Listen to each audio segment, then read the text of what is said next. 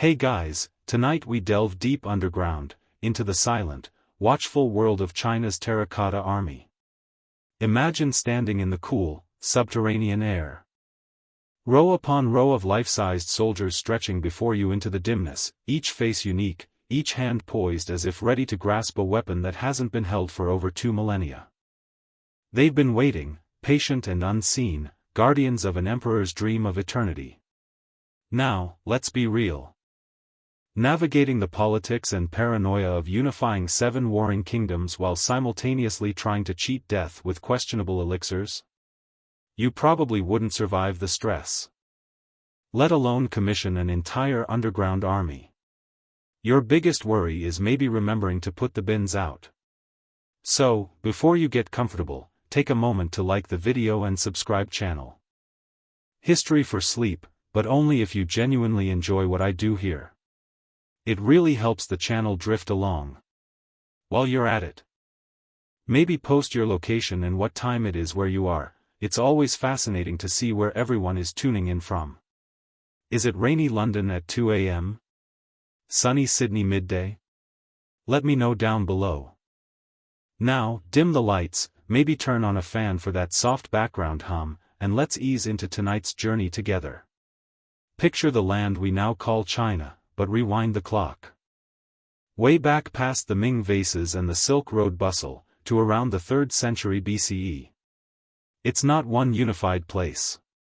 Instead, you're looking at a map fractured into 7 major states. Plus a scattering of smaller ones, all caught in a relentless, centuries-long wrestling match known as the Warring States period. Imagine centuries where your local lord might decide Tuesday is a good day to invade the next valley over, where alliances shift like sand dunes. And where peace is just that quiet moment when everyone stops to reload their crossbows. It's exhausting just thinking about it. The air itself probably crackled with suspicion and the metallic tang of constant readiness for war. Into this chaotic world steps a young man named Ingenious. He wasn't born destined to rule everything, just the state of Qin, perched on the western edge of this tumultuous chessboard. Qin had a reputation, pragmatic, organized, a bit ruthless. And possessing a knack for effective, if harsh, military and agricultural reforms. Think of them as the efficiency experts of ancient Chinese warfare, less poetry. More pointy sticks used effectively. Ingenious inherits the throne as a teenager, imagine the pressure. Most kids are worried about passing their chariot driving test, he's got feuding nobles. External threats, and the weight of his ambitious Qin predecessors on his shoulders. You can almost picture him, pacing his palace, already dreaming bigger than just keeping Qin safe. He wasn't aiming to just win the current round, he was planning to flip the whole game board over. And flip it he did. Over the next few decades, you witness, or rather, you feel, the relentless Qin war machine grinding across the landscape. It's not swift, dashing cavalry charges you see in movies all the time. It's often brutal, grinding campaigns. Sieges that starve cities into submission. Mass mobilization of infantry armed with terrifyingly effective crossbows and halberds. You can almost hear the rhythmic tramp of disciplined Qin soldiers. Feel the dust kicked up by legions on the march, smell the smoke from conquered towns. One by one, the other states fall, Han, Zhao, Wei, Chu, Yan, Qi. It's a period of immense upheaval, sacrifice, and calculated brutality. Imagine being a farmer. One year you owe taxes to the king of Wei, the next, some stern-looking Qin official is telling you about new, standardized grain measures you have to use, or else. Finally, in 221 BCE, the dust settles. For the first time, the vast territories of these warring states are united under a single ruler. Ingenious stands victorious, having forged an empire. This unification is a monumental fact of history, shaping the identity and territory of China to this day. But being king of Qin wasn't grand enough for the man who had conquered all under heaven, or Tianxia, as they knew it. Ingenious looked at the old title of Wang, king, and thought. Needs an upgrade. He combined titles of ancient sage rulers and proclaimed himself Qin Shi Huang Di. Shi meaning first. Huang Di, combining terms for August and sovereign lord, essentially creating the new title of emperor. He wasn't just a king, he was the founding emperor, the start of something entirely new. And being the first emperor wasn't just about having a fancy title and a bigger palace. You can see him now, radiating an almost terrifying energy, determined to bind his new empire together. To make it stay unified. How do you do that? Standardization. It sounds boring, like reorganizing office supplies, but it was revolutionary. He decreed standard weights and measures across the empire, no more getting ripped off because a gene of rice weighed less in the next province. He standardized the currency, those little round coins with square holes became the norm. He even standardized the script. Imagine trying to run an empire where officials in different regions couldn't reliably read each other's reports. Qin Shi Huang imposed the Qin script, simplifying and unifying written Chinese. Perhaps most famously, or maybe just amusingly to us now, he standardized axle widths for carts. Why? So that carts traveling on the empire's growing road network would fit into the same ruts, making transport smoother and faster. It's the kind of practical detail that makes you realize this wasn't just about ego, it was about making this vast, new empire function. He commissioned massive infrastructure projects too, canals, extensive road networks, and connecting existing defensive walls to form the precursor to what we now call the Great Wall. This guy didn't do things by halves. But as the years rolled by, even as his power seemed absolute, a creeping fear began to consume the first emperor, death. Having conquered the known world, he now faced an enemy no army could defeat. His focus shifted, becoming an all-consuming obsession, achieving immortality. You can picture him, perhaps a little heavier now, listening intently to alchemists, mystics, and court advisors who promised elixirs of eternal life.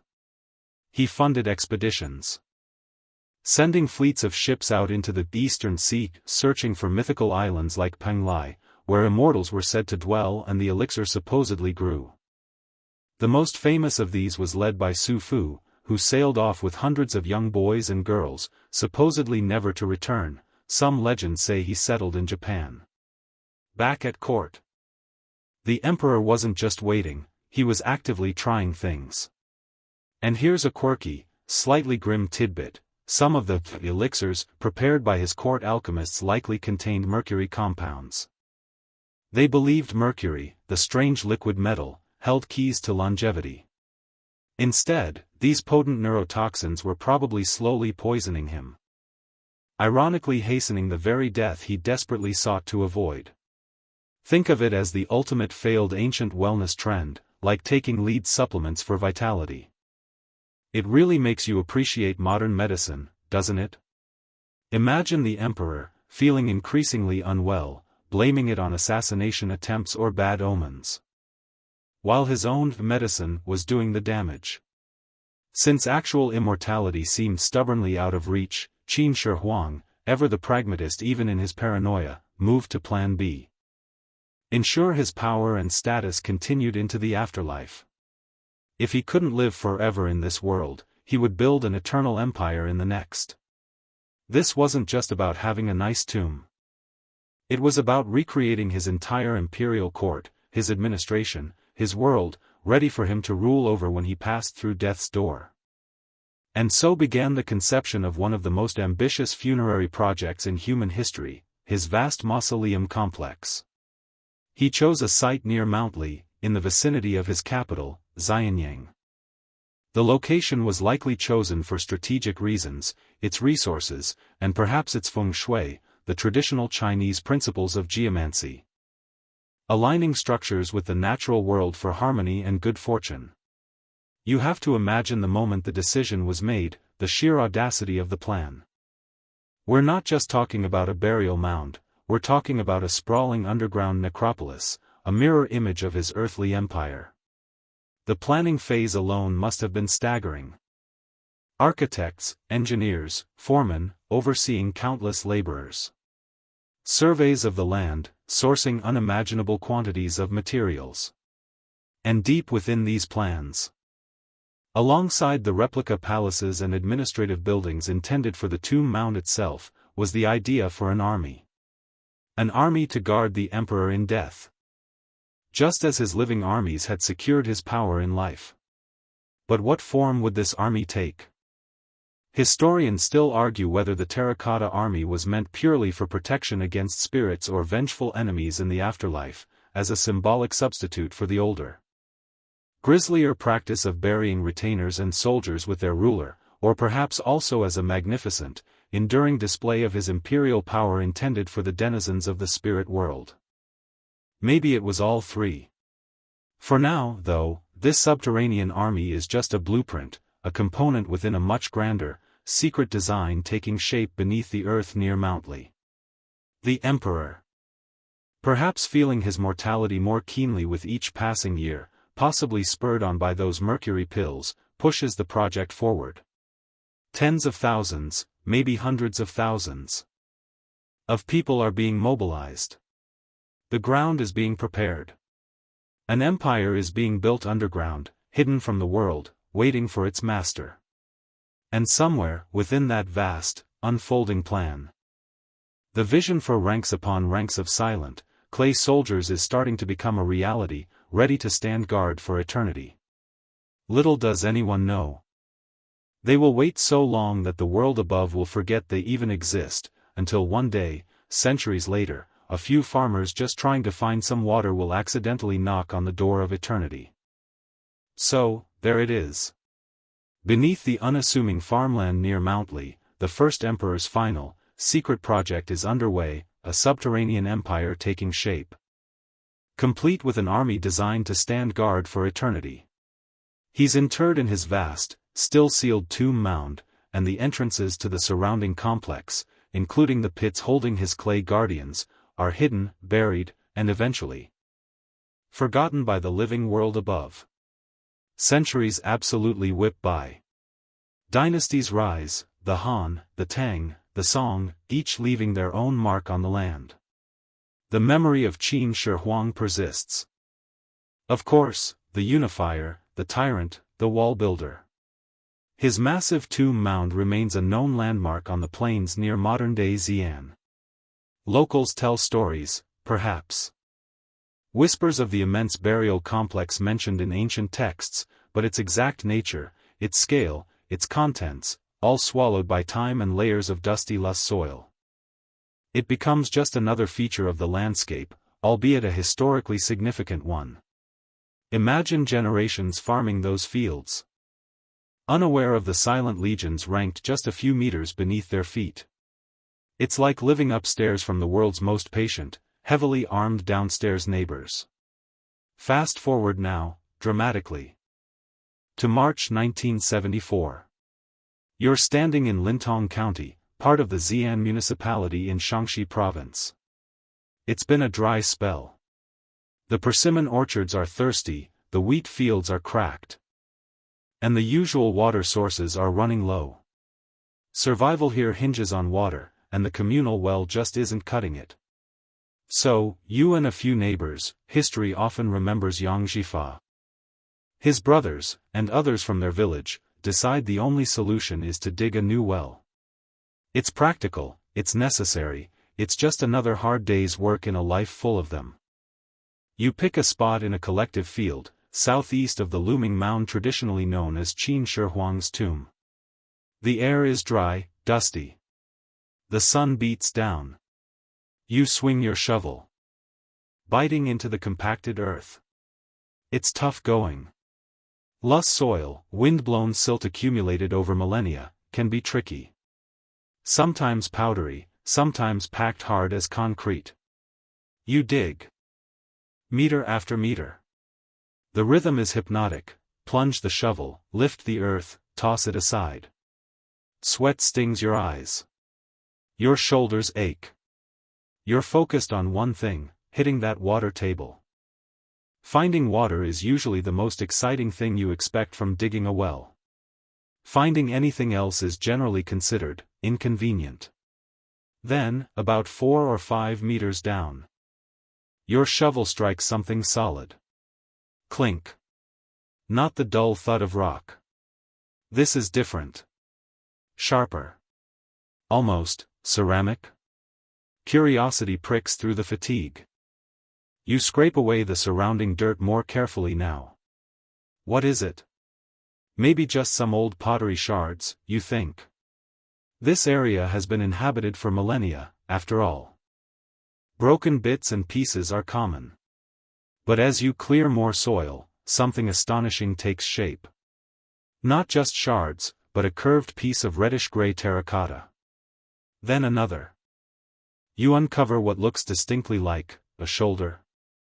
And then, emerging from the dirt like some subterranean ghost, a head. A life-sized human head made of baked clay. Its features are startlingly realistic, hair tied in a bun, eyes staring blankly forward. This is no ordinary pot. This isn't some small, crude burial figurine you might occasionally turn up. This is something else entirely. Something unsettling.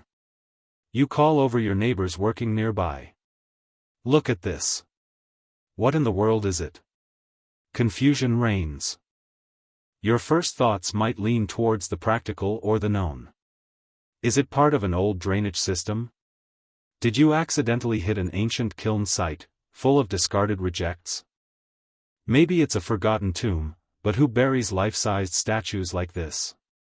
A quirky little fact, faced with something so unusual and potentially disturbing. Initial reactions among the farmers and the wider community might have ranged from thinking they'd found valuable antiques to genuine fear of disturbing ancient spirits or even demons buried long ago. It's not every day you unearth what looks like a buried person made of pottery. Finding a grumpy badger would have been less surprising. Digging a little more, perhaps widening the hole slightly. You find more. A torso fragment, armored plates clearly defined. A hand, fingers slightly curled. Pieces of legs. And crucially, pieces that seem to belong to other figures. It slowly dawns on you, this isn't just one statue. There are more down there. How many? The bottom of your partially dug well is now a jumble of earth and terracotta limbs. The quest for water has suddenly become infinitely more complicated, and frankly, a lot weirder. Now comes the decision. You can't just ignore this. Filling the hole back in seems wrong. Maybe even unlucky. This feels important. Significant. But what do you do? Who do you tell? You're farmers, not archaeologists. Trying to explain that you found an underground army of clay men might earn you some strange looks at the village meeting. The exact sequence of how the news traveled up the official channels is one of those details historians sometimes gently debate. Did the farmers immediately alert the commune leaders? Or did word filter through more slowly? How quickly did someone with archaeological knowledge get involved? Regardless of the specific path, the information needed to get to someone who understood its potential importance. Eventually, word reaches the local cultural authorities. Maybe a village leader made a call. Maybe someone carried a fragment to the district office. Imagine the scene, local officials or perhaps Zhao Kongmin, the curator of the local cultural center or museum, arriving at the site. They might have come expecting to see some broken pottery or maybe a minor tomb. Instead, they're peering down into your half-dug well at the emerging forms of life-size terracotta soldiers. You can almost see the initial skepticism on their faces dissolving into wide-eyed astonishment. Zhao Kongmin, in particular, is often credited with immediately recognizing the potential significance of the find, linking it to the nearby tomb of the first emperor, and starting the careful process of collecting and attempting to reassemble the fragments. He essentially became the first guardian of these rediscovered guardians. Suddenly, your field is no longer just a field. It's an archaeological site of potentially global significance.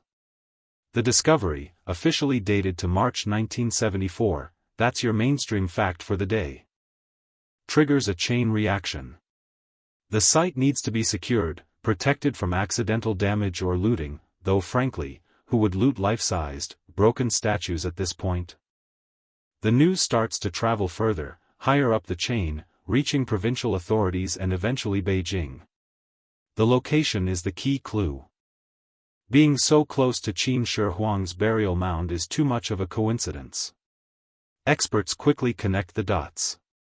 Those ancient historical records, like the ones written by the Han Dynasty historian Sima Qian, we'll hear more about him later, which spoke of the emperor constructing a vast and elaborate tomb complex.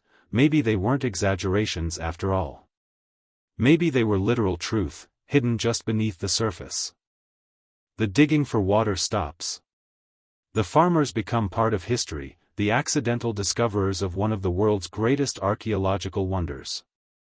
The initial shock and confusion start to morph into a buzz of anticipation within the archaeological community. What you've uncovered is clearly just the tip of the iceberg. Or perhaps more accurately, the tip of the halberd. The quiet earth beneath your feet is practically humming with secrets. The stage is now set.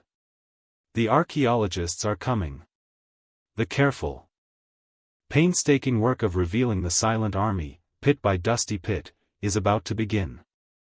You just wanted some water, but you ended up finding an emperor's eternal secret. Not a bad day's work. All things considered.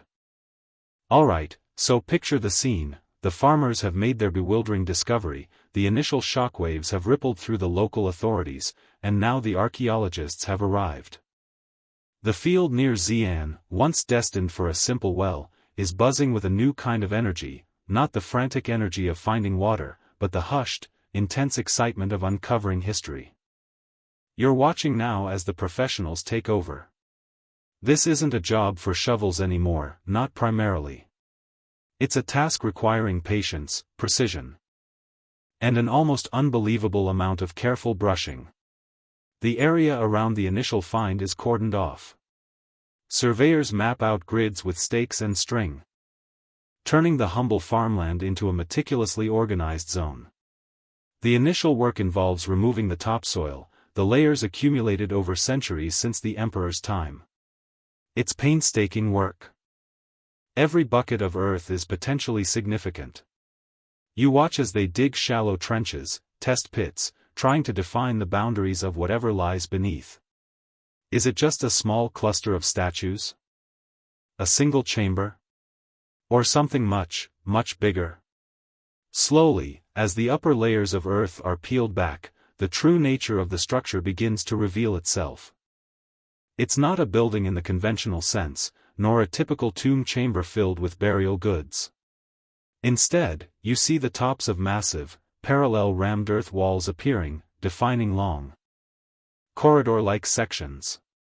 Between these earthen partitions, the ground level drops, revealing paved floors made of gray bricks. And covering these corridors, or rather, the remnants of what covered them, are layers of charcoal, ash, and collapsed roofing timbers. It becomes clear this was originally a vast, subterranean wooden structure. Likely with heavy timber beams supporting a roof of matting and earth, which collapsed or was destroyed long ago.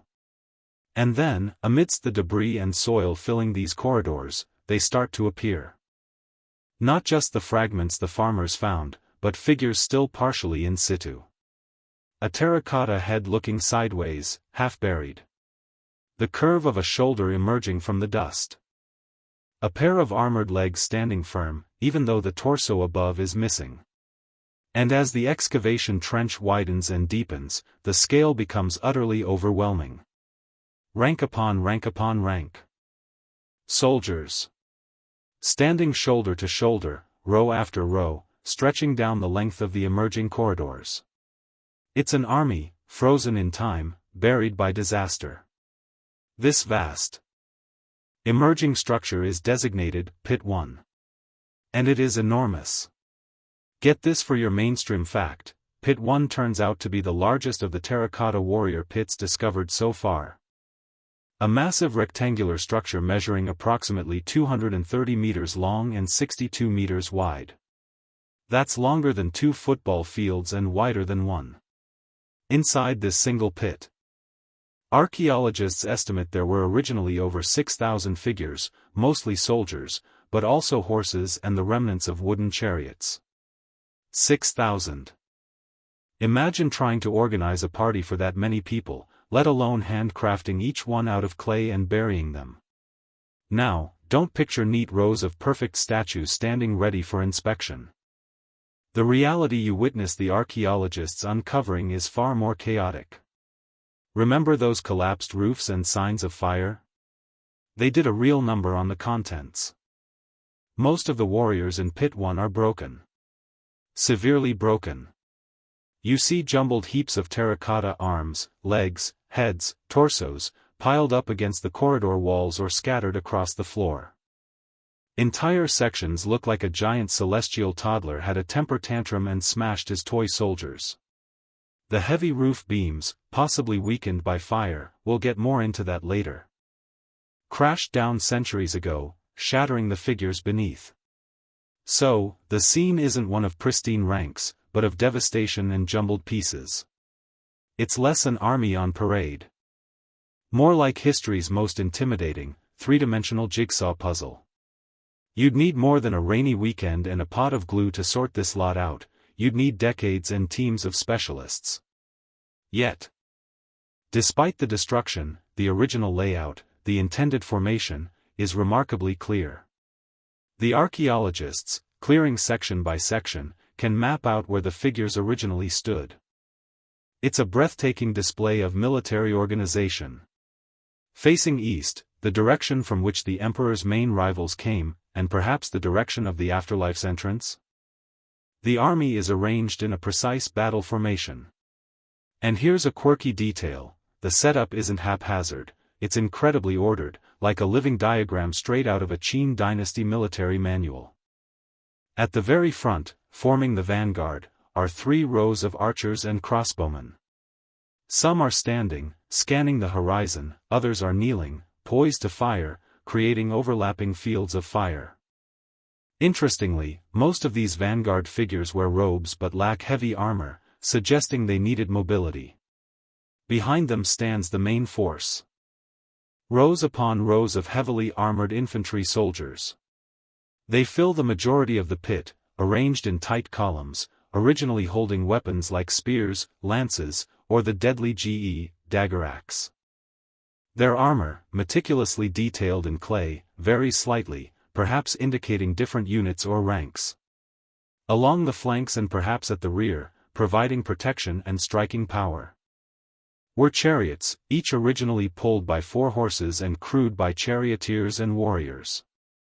The wooden chariots themselves have long since decayed, leaving only impressions in the earth and scattered bronze fittings, but the terracotta horses and the figures of the charioteers remain, often identifiable by their distinct poses. Hands positioned as if holding reins. Scattered amongst the regular infantry, you spot figures that stand out.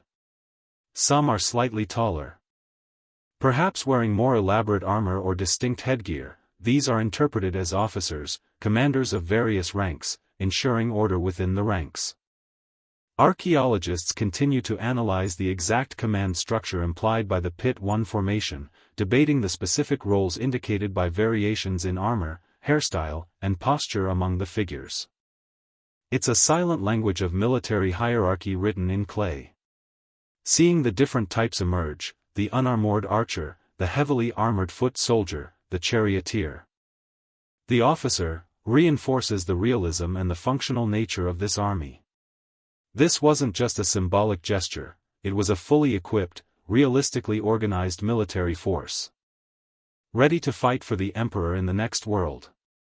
Let's just pause and re-emphasize the numbers again. 6,000 warriors and horses in this pit alone.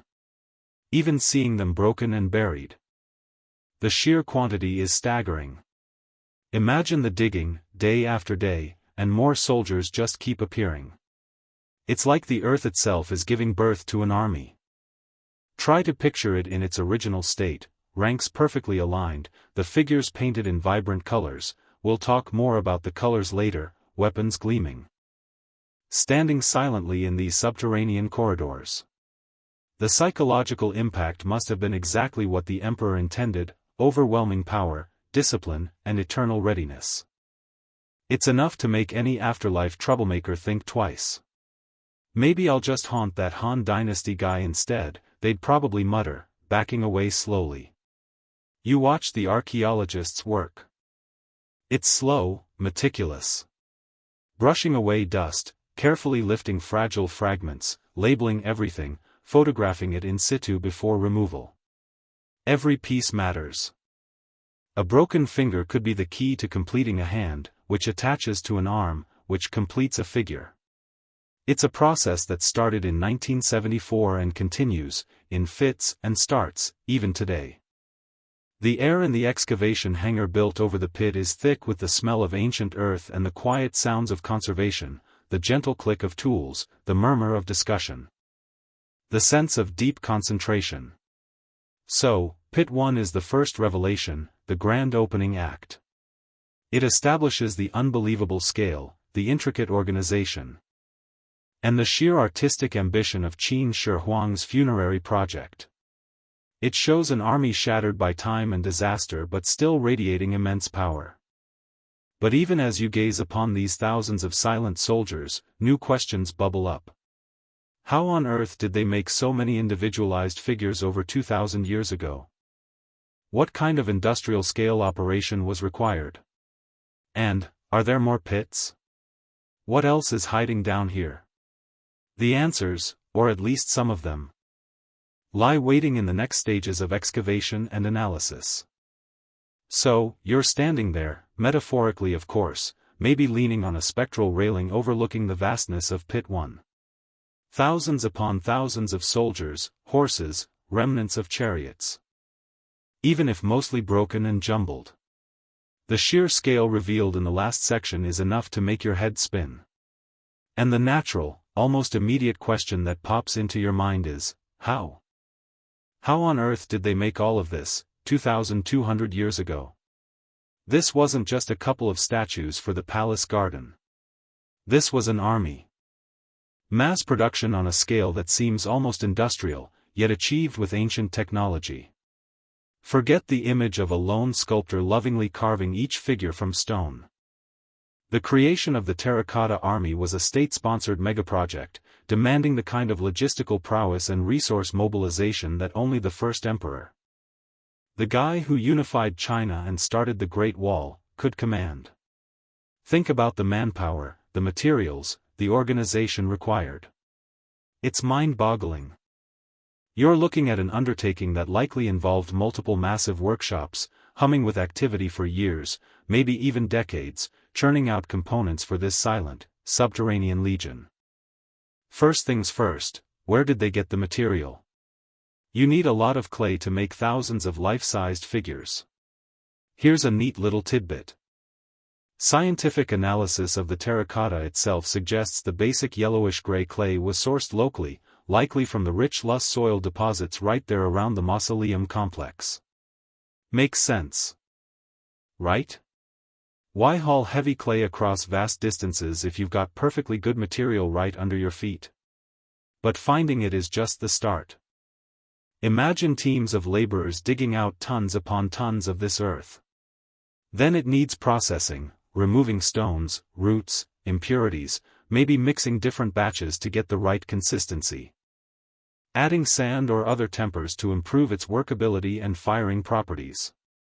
Picture huge piles of clay, troughs for mixing, the constant earthy smell of wet soil being worked by countless hands and feet, probably stomping it down like ancient grape treading, but way less fun and with significantly less wine at the end. It's the world's biggest, grimmest pottery class sign-up. Now, where did the actual construction happen? Not down in the pits themselves, that would be impractical. Archaeologists believe there must have been enormous workshops located near the mausoleum site. Researchers are still investigating the exact number and organization of these workshops. Were they centralized, scattered, temporary camps, or more permanent facilities? Finding the kiln sites and workshop floors associated with the army production is an ongoing area of research. But you can easily imagine vast, perhaps roughly sheltered areas, bustling with artisans and laborers. Crucially, this wasn't a system where one master craftsman made a whole soldier. Efficiency demanded specialization, a division of labor. And that leads us to the core mainstream fact about their creation: the warriors were made using a modular construction method. Think of it like an ancient assembly line for eternal guardians. Different body parts were produced separately, likely by specialized teams, and then assembled before the whole figure was fired. It's genius, really. It allows for mass production of basic components while still leaving room for customization, especially in the final stages. Let's break down how you'd build your very own terracotta warrior. Qin style. The foundation: you start with the feet and lower legs. These often formed a solid base plinth, giving the figure stability. The legs themselves could be solid or, more commonly for the main part, hollow, built up using coils or slabs of clay. Solid legs sound sturdy, but they're heavy and harder to fire evenly. Hollow is the way to go for efficiency. The torso: next comes the torso, the main body. This was definitely hollow, like a large pot. Artisans would likely build it up using thick coils of prepared clay, smoothed together.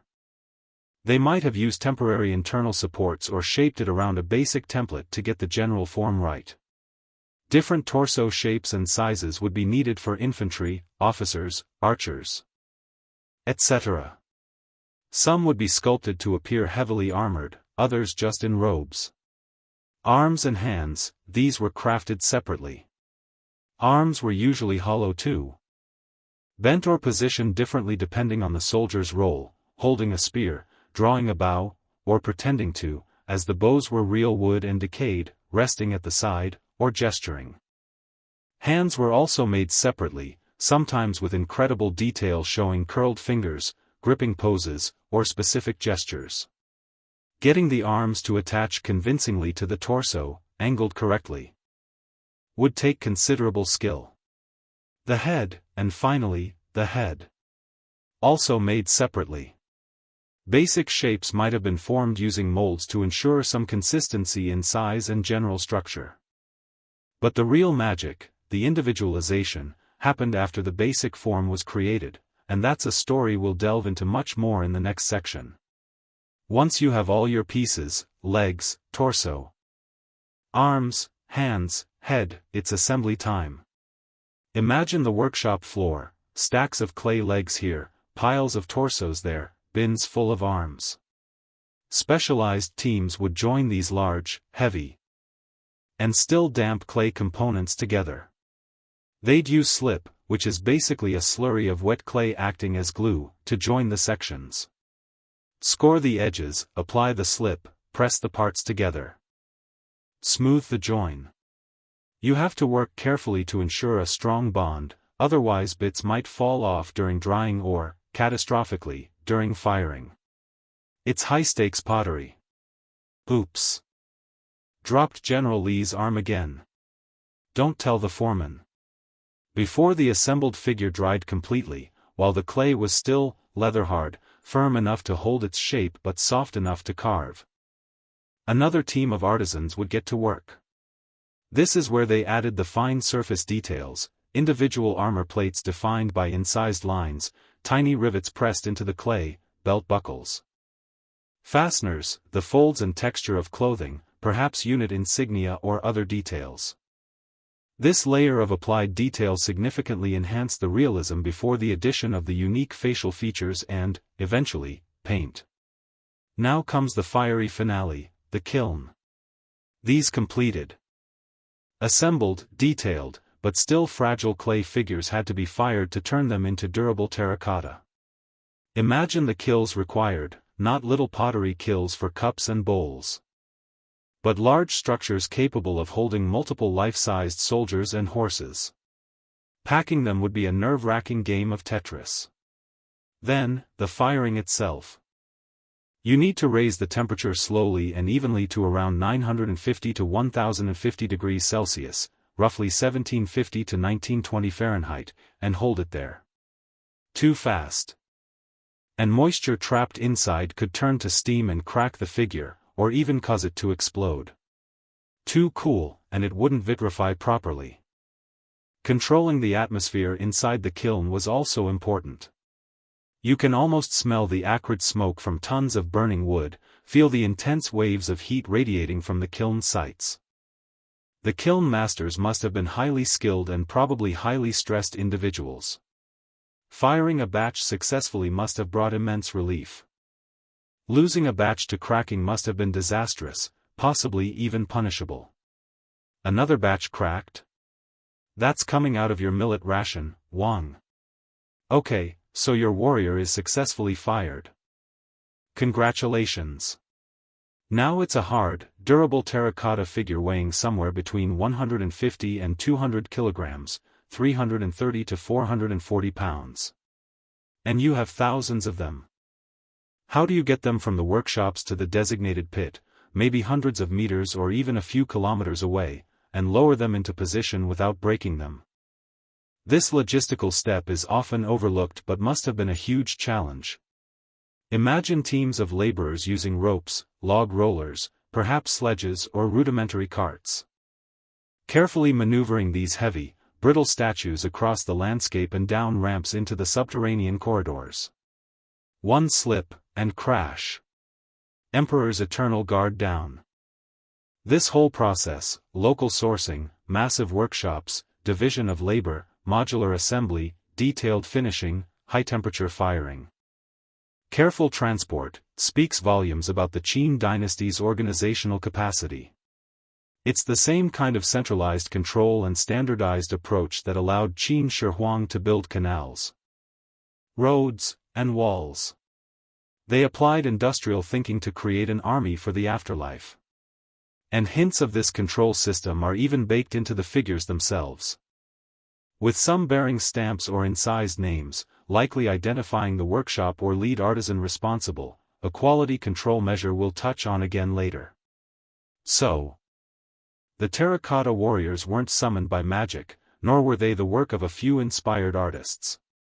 They were the product of a complex, sophisticated, and incredibly large-scale manufacturing system. A testament to human ingenuity and the terrifying power of centralized authority. They managed to mass-produce the bodies, yet, as we're about to see, they infused them with an uncanny individuality.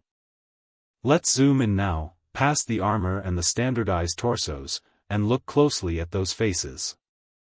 Okay, so we've seen how the terracotta bodies were churned out using that surprisingly modern-sounding modular assembly line. Legs attached to torsos, arms slotted into place, efficient, organized. Very Qin. But as we hinted at the end of the last section, when it came to the heads, something different happened. While the bodies provided the imposing uniformity of an army, the faces offer something else entirely, a startling, almost unsettling, sense of individuality. Imagine you're down in the pit, the painstaking archaeological work having progressed. And you're able to get closer, to look directly into the faces of these restored warriors. Forget the idea of identical, cookie-cutter soldiers. As you pan your gaze across the ranks, it's like looking at a crowd of real people frozen in time. No two faces seem quite the same. Some look young, almost boyish despite their stern expressions. Others appear middle-aged, more weathered. Perhaps veterans of the unification campaigns. You see wide faces, narrow faces, square jaws, pointed chins. The eyes, though unpainted now, seem focused, determined, perhaps weary. It's this incredible variety that hits you first. How could they possibly have made each one unique? The secret lies in a clever combination of mass production and individual artistry. Remember those basic head shapes, likely made using molds? Analysis suggests that archaeologists have identified perhaps only around 8 to 10 distinct base face molds used across the entire army. There's your mainstream fact. So, They weren't starting from scratch each time. Using molds gave them a consistent size and basic structure to work with, think of it as the blank canvas. But then, the real artists stepped in. While the clay of the molded head was still pliable, they went to work customizing it. This is where the magic happens. You can almost picture the artisans, skilled hands flying, transforming these identical blanks into unique individuals. How? By adding details. Facial features. They weren't just relying on the mold. They would sculpt and refine the noses, modify the shape of the lips, perhaps make the cheekbones higher or lower, the brow heavier or lighter. Tiny adjustments that subtly change the whole look. Ears. Ears were often made separately and attached. And here's a truly quirky detail: the ears themselves show incredible variety in shape and form. So much so that some researchers have speculated they might be as unique as fingerprints. Whether they were copying specific ear shapes or just had a knack for making them all different. It adds another layer of individuality. No wonder your grandpa always told you your ears were unique. Maybe he visited Xi'an. Facial hair. This was a major area for customization. Using strips and applied pieces of clay, artisans added a whole catalog of Qin dynasty facial hair. You see magnificent mustaches, drooping, neatly trimmed, elaborate handlebars, goatees, full beards, wispy sideburns, all meticulously sculpted and textured. It's like browse an ancient barber shop style guide. Probably took less time than arguing about micro-trends on TikTok, too. Subtle touches. Beyond the obvious additions, skilled hands could impress frown lines, add wrinkles around the eyes, suggest the tension in a jaw muscle. Maybe even add a small scar, all contributing to the lifelike quality. So, you take one of maybe 10 basic face shapes, add one style of ears. Pick from a dozen different facial hair options, or none, tweak the nose and eyes slightly, and boom, you've got a unique soldier. Multiply that by thousands. And you have an army where everyone looks distinct, yet created through a manageable, systematic process. It's less about sculpting thousands of individual portraits from life, and more like the world's most sophisticated Mr. Potato Head assembly line, operated by master craftsmen. And it wasn't just the faces. Look at the hair. Intricate hairstyles are depicted with incredible care. You see top knots, various styles of buns, elaborate braids, all sculpted with precision, showing individual strands of hair. Some heads wear soft caps or more structured official headgear, likely indicating rank or role. These hairstyles weren't just decorative. In ancient China, hair often carried significant social meaning, indicating status, marital status, ethnicity, or military affiliation. Getting these details right was part of creating a believable, functional army for the emperor's afterlife. You certainly wouldn't want your eternal guardians showing up with messy hair. Standards must be maintained, even in death. Imagine the gossip. Did you see General Meng's top knot? Utterly unprofessional. This astonishing variety inevitably leads to a major question, one that sparks lively discussion among historians and archaeologists. Whether these faces represent true individual portraits of soldiers from Qin Shi Huang's actual army, or are masterfully combined typical features designed to create an illusion of individuality, remains a subject of intense scholarly discussion. Think about it. On one hand, the sheer uniqueness is compelling. Why go to all that trouble, the different ears, mustaches, slight variations, if you weren't trying to capture real people? Could the emperor, in his quest for ultimate realism in his afterlife realm, have ordered his actual soldiers to sit for sculptors? It's a romantic notion, imagining these clay figures as direct links to individuals who lived over 2,200 years ago. On the other hand, consider the logistics. Making thousands of distinct, accurate portraits from life? Finding the models, giving the artisans time, it seems incredibly impractical, even for the hyper-organized Qin state.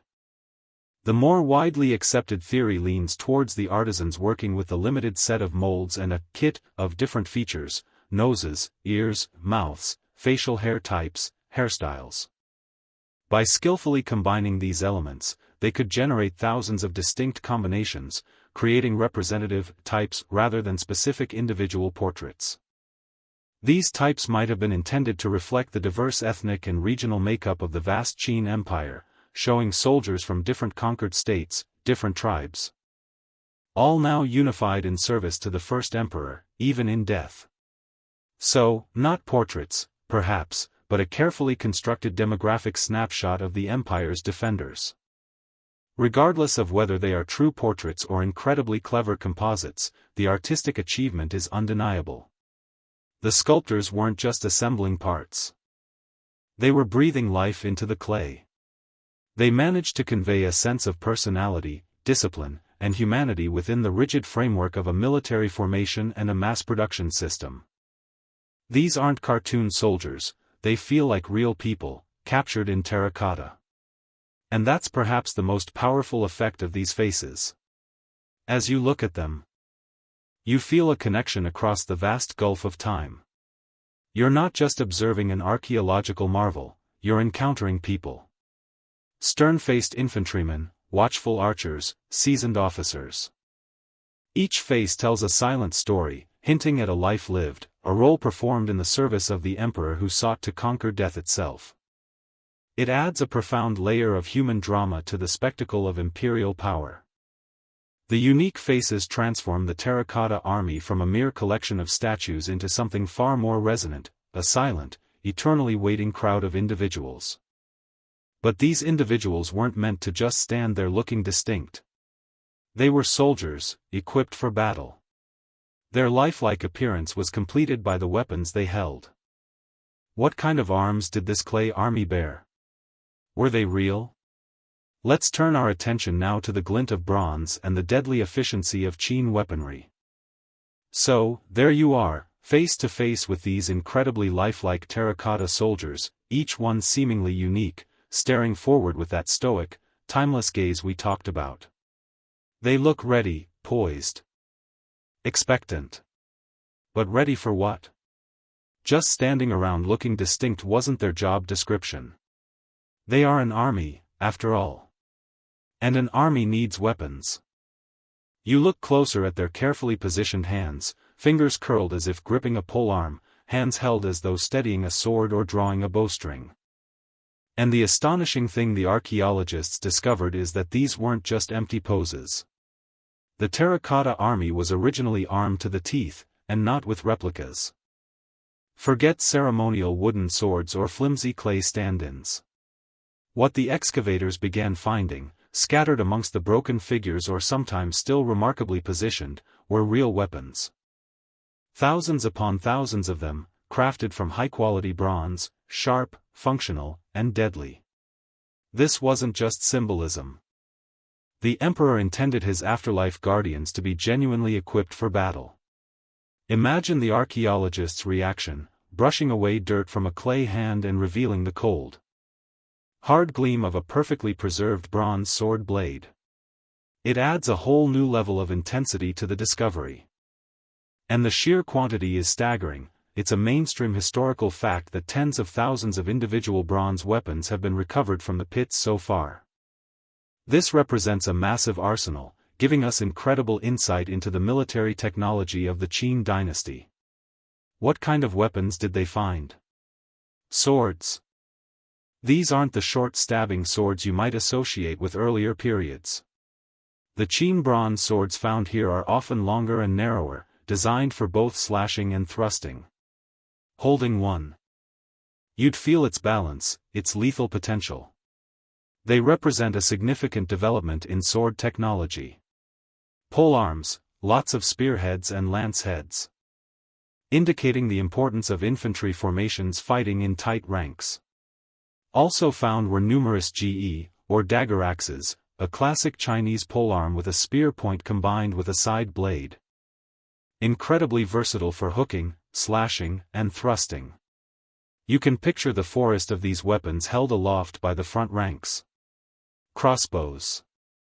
While the wooden bodies of the crossbows decayed long ago, the sophisticated bronze trigger mechanism survived in large numbers.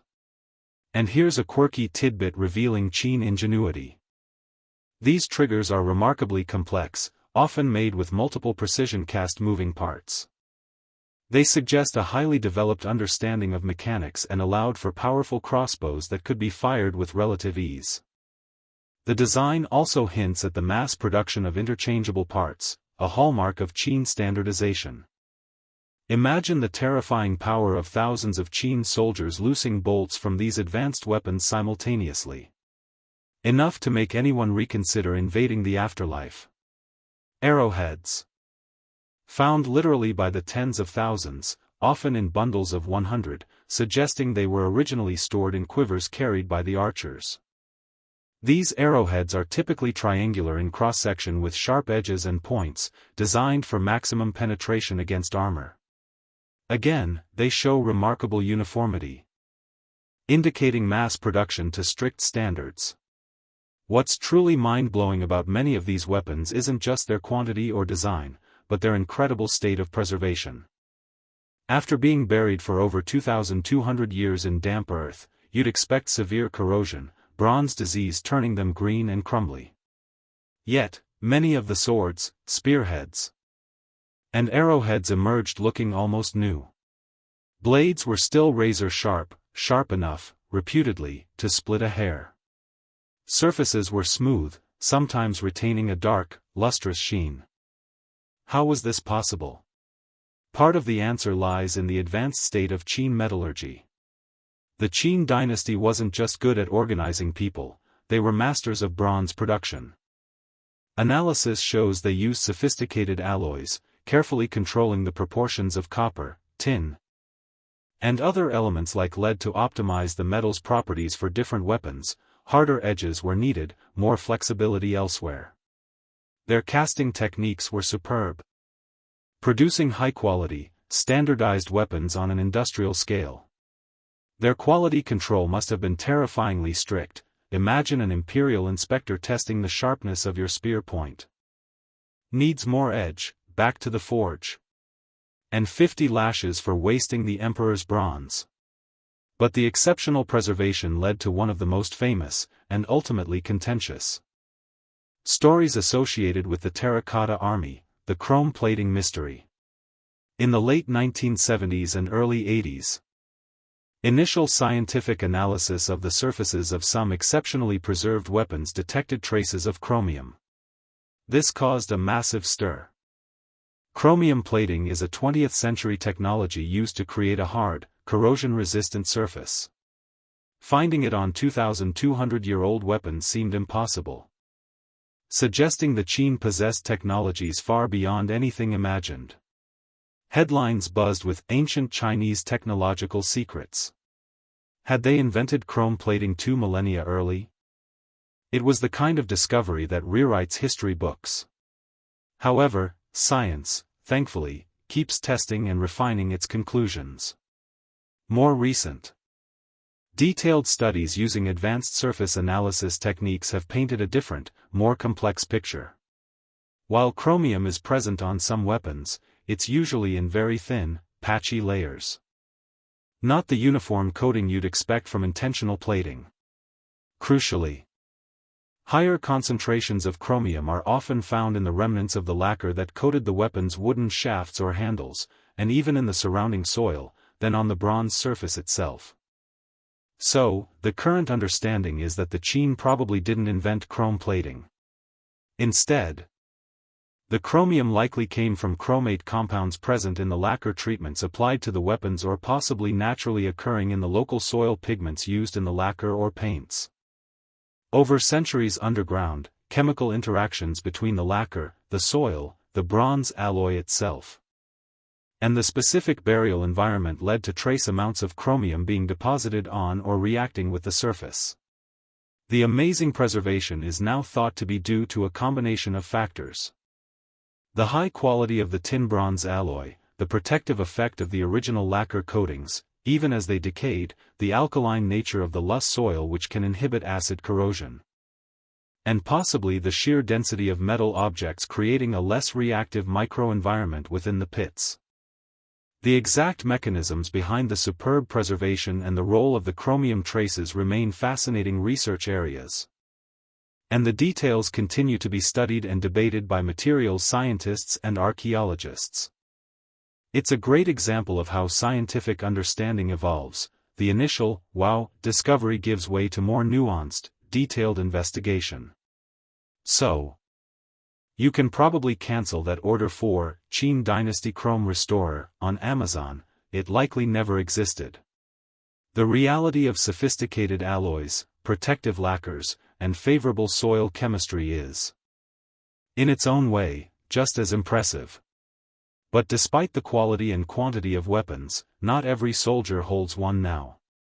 Many stand empty-handed, even though their pose clearly indicates they were armed. And archaeologists have found evidence, like scrape marks on the floors and figures, suggesting that many weapons were deliberately removed. This likely happened relatively soon after the Qin dynasty collapsed, perhaps during the rebellion led by Xiangyu, who is historically recorded as having looted the emperor's tomb complex. High-quality bronze weapons would have been extremely valuable commodities, especially for rebels arming their forces. Imagine the scene: chaos reigns above ground, the dynasty is falling. And down here, amidst the silent ranks, people are scrambling to pull spears from clay hands and gather swords, perhaps by torchlight, adding fire damage to the collapsing structure. So, the weapons of the Terracotta Army tell a story of advanced technology, mass production, incredible preservation, even without mysterious chrome plating, and ultimately, historical disturbance. They confirm that this was no mere symbolic guard, but a genuinely equipped force, reflecting the real military might of the Qin Empire. These soldiers, with their unique faces and real weapons, were ready. But an army needs more than just infantry and archers. It needs command, cavalry, support. What other elements made up this subterranean force? Let's move beyond Pit 1 and see what other discoveries revealed about the Emperor's eternal command structure. Alright, we've marveled at the sheer scale of Pit 1, that massive rectangular formation primarily filled with thousands of infantry and archers.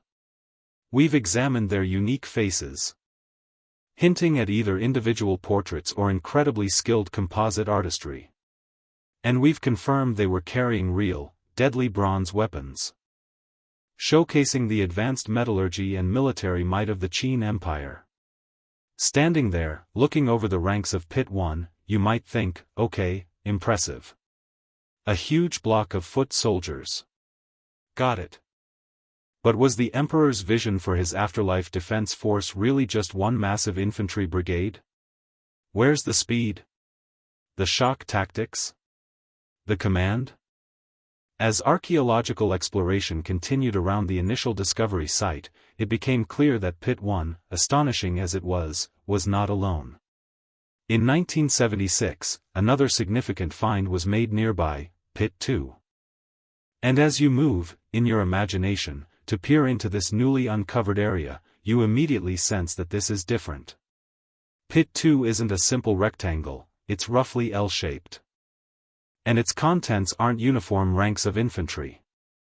Instead, it seems to contain a more complex mix of units, arranged in distinct sections within the pit. It's now a well-known fact that Pit 2 reveals a different facet of the Qin military, showcasing a combined arms force of cavalry, archers, and war chariots. Let's break down what you're seeing in Pit 2. Archers in force. Remember the archers in the vanguard of Pit 1? Pit 2 seems to have a whole section dedicated to them, particularly kneeling archers. Perhaps hundreds of them are positioned here, crossbows notionally aimed, forming a potent concentration of firepower. Many of these kneeling archer figures in Pit 2 were found remarkably intact. Perhaps better protected from the roof collapse that devastated parts of Pit 1. Seeing them, row after row in their ready-to-fire pose, is incredibly evocative. You can almost feel the tension before the volley. Must have been murder on the knees, holding that pose for 2,200 years, though. Hope they got good afterlife physiotherapy. Standing archers are also present, likely meant to provide continuous covering fire. War chariots, yes, more chariots. Just like in Pit 1, the wood has decayed. But the ghosts of these ancient war machines are present.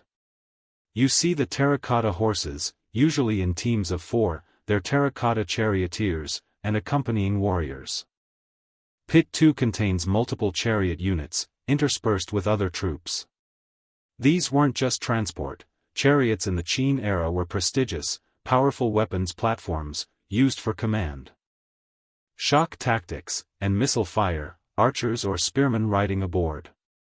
Imagine the thunderous charge of these across the plains, or perhaps across the plains of the afterlife. The cavalry arrives. Perhaps the most exciting discovery in Pit 2 for military historians was the presence of a dedicated cavalry force. Here you find units composed of cavalrymen standing attentively in front of their horses. Not mounted, interestingly, but ready to mount. The cavalry soldiers are distinct, often wearing shorter robes or armor suitable for riding, perhaps specific caps. And sculpted with one hand positioned as if holding the reins and the other ready for a weapon. And let's talk about the horses for a moment. Hundreds of terracotta horses have been found across the pits, primarily associated with the chariots and the cavalry units. These aren't crude representations, they are magnificent. Life-sized sculptures, capturing the power and spirit of the Qin warhorses. You can see the musculature, the alert postures. Some variation in size and build might even suggest different breeds used by the Qin military. And here's a quirky little detail showing the incredible thoroughness. Archaeologists found meticulously sculpted saddles resting on the cavalry horses' backs, and incredibly detailed bronze or terracotta representations of bridles, bits, and other harness fittings. Even though all the original leather straps and wooden components disintegrated millennia ago. The artisans included every detail of the tack, crucial for controlling these animals in battle.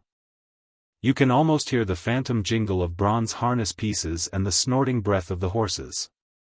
Makes you wonder if they modeled the emperor's favorite steed, Shadowfax Xi'an, perhaps. So, what does this mixed formation in Pit 2 tell us? Unlike the solid infantry block of Pit 1, Pit 2 seems to represent a mobile, combined arms force. You have the speed and reconnaissance ability of cavalry, the shock power and command potential of chariots, and the devastating ranged firepower of massed crossbowmen. The precise tactical role intended for this mixed force in Pit 2 is still interpreted by military historians. Was it meant to be a vanguard unit, scouting ahead or delivering the first blow? Was it a reserve force, ready to react to threats? Or perhaps a powerful flanking detachment, designed to outmaneuver enemies? Whatever its specific purpose. Pit 2 clearly demonstrates that the Emperor's Eternal Army was conceived as a complex, multifaceted military machine, mirroring the sophisticated tactics of the real Qin army that conquered China. The existence of these different units, infantry, archers, chariots, cavalry, naturally leads to thinking about command and control. An army isn't just a collection of soldiers. It needs leadership. We saw figures in Pit 1 that looked like officers, slightly different from the rank and file. But as excavations continued, particularly also considering finds in Pit 3, which we'll get to next, even higher-ranking figures emerged, the generals. You can spot these general figures relatively easily once they're pointed out or restored. They stand out. Height. They are often noticeably taller than the average warrior, giving them an imposing presence. Commanding respect through sheer stature, perhaps. Armor. While regular soldiers have standardized armor, the generals often sport more elaborate, decorative, and possibly more functional armor, sometimes showing remnants of intricate paint designs suggesting richer materials or rank insignia. It's like the difference between standard-issue boots and the fancy dress uniform. Headwear. They frequently wear distinctive caps, sometimes described as pheasant-tail caps due to their shape, clearly marking them out from lower ranks.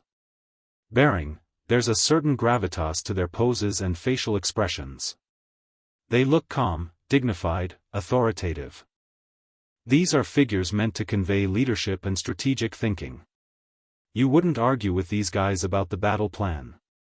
Finding these general figures, along with the officers and the specialized units in different pits, confirms the existence of a clear hierarchy within the Terracotta Army. This wasn't just a random mob of clay soldiers. It was structured, organized, with commanders leading specific formations, mirroring the disciplined ranks of the living Qin military machine. Order, discipline, command structure, these were the principles that allowed Qin to conquer, and the emperor clearly intended for these principles to operate in his afterlife defense force as well. No zombie horde chaos for Qin Shi Huang, thank you very much. Everything in its proper place, everyone following orders, even in eternity. So, Pit 2 significantly broadens our understanding. It adds crucial mobile elements, the cavalry and chariots, and reinforces the sophisticated, combined arms nature of the Qin military. It shows us an army with depth, flexibility, and specialized roles. The silent generals stand as testament to the command structure holding it all together. But you might be wondering, if Pit 1 is the main army, and Pit 2 is a mobile strike force, where was the nerve center? Where was the headquarters?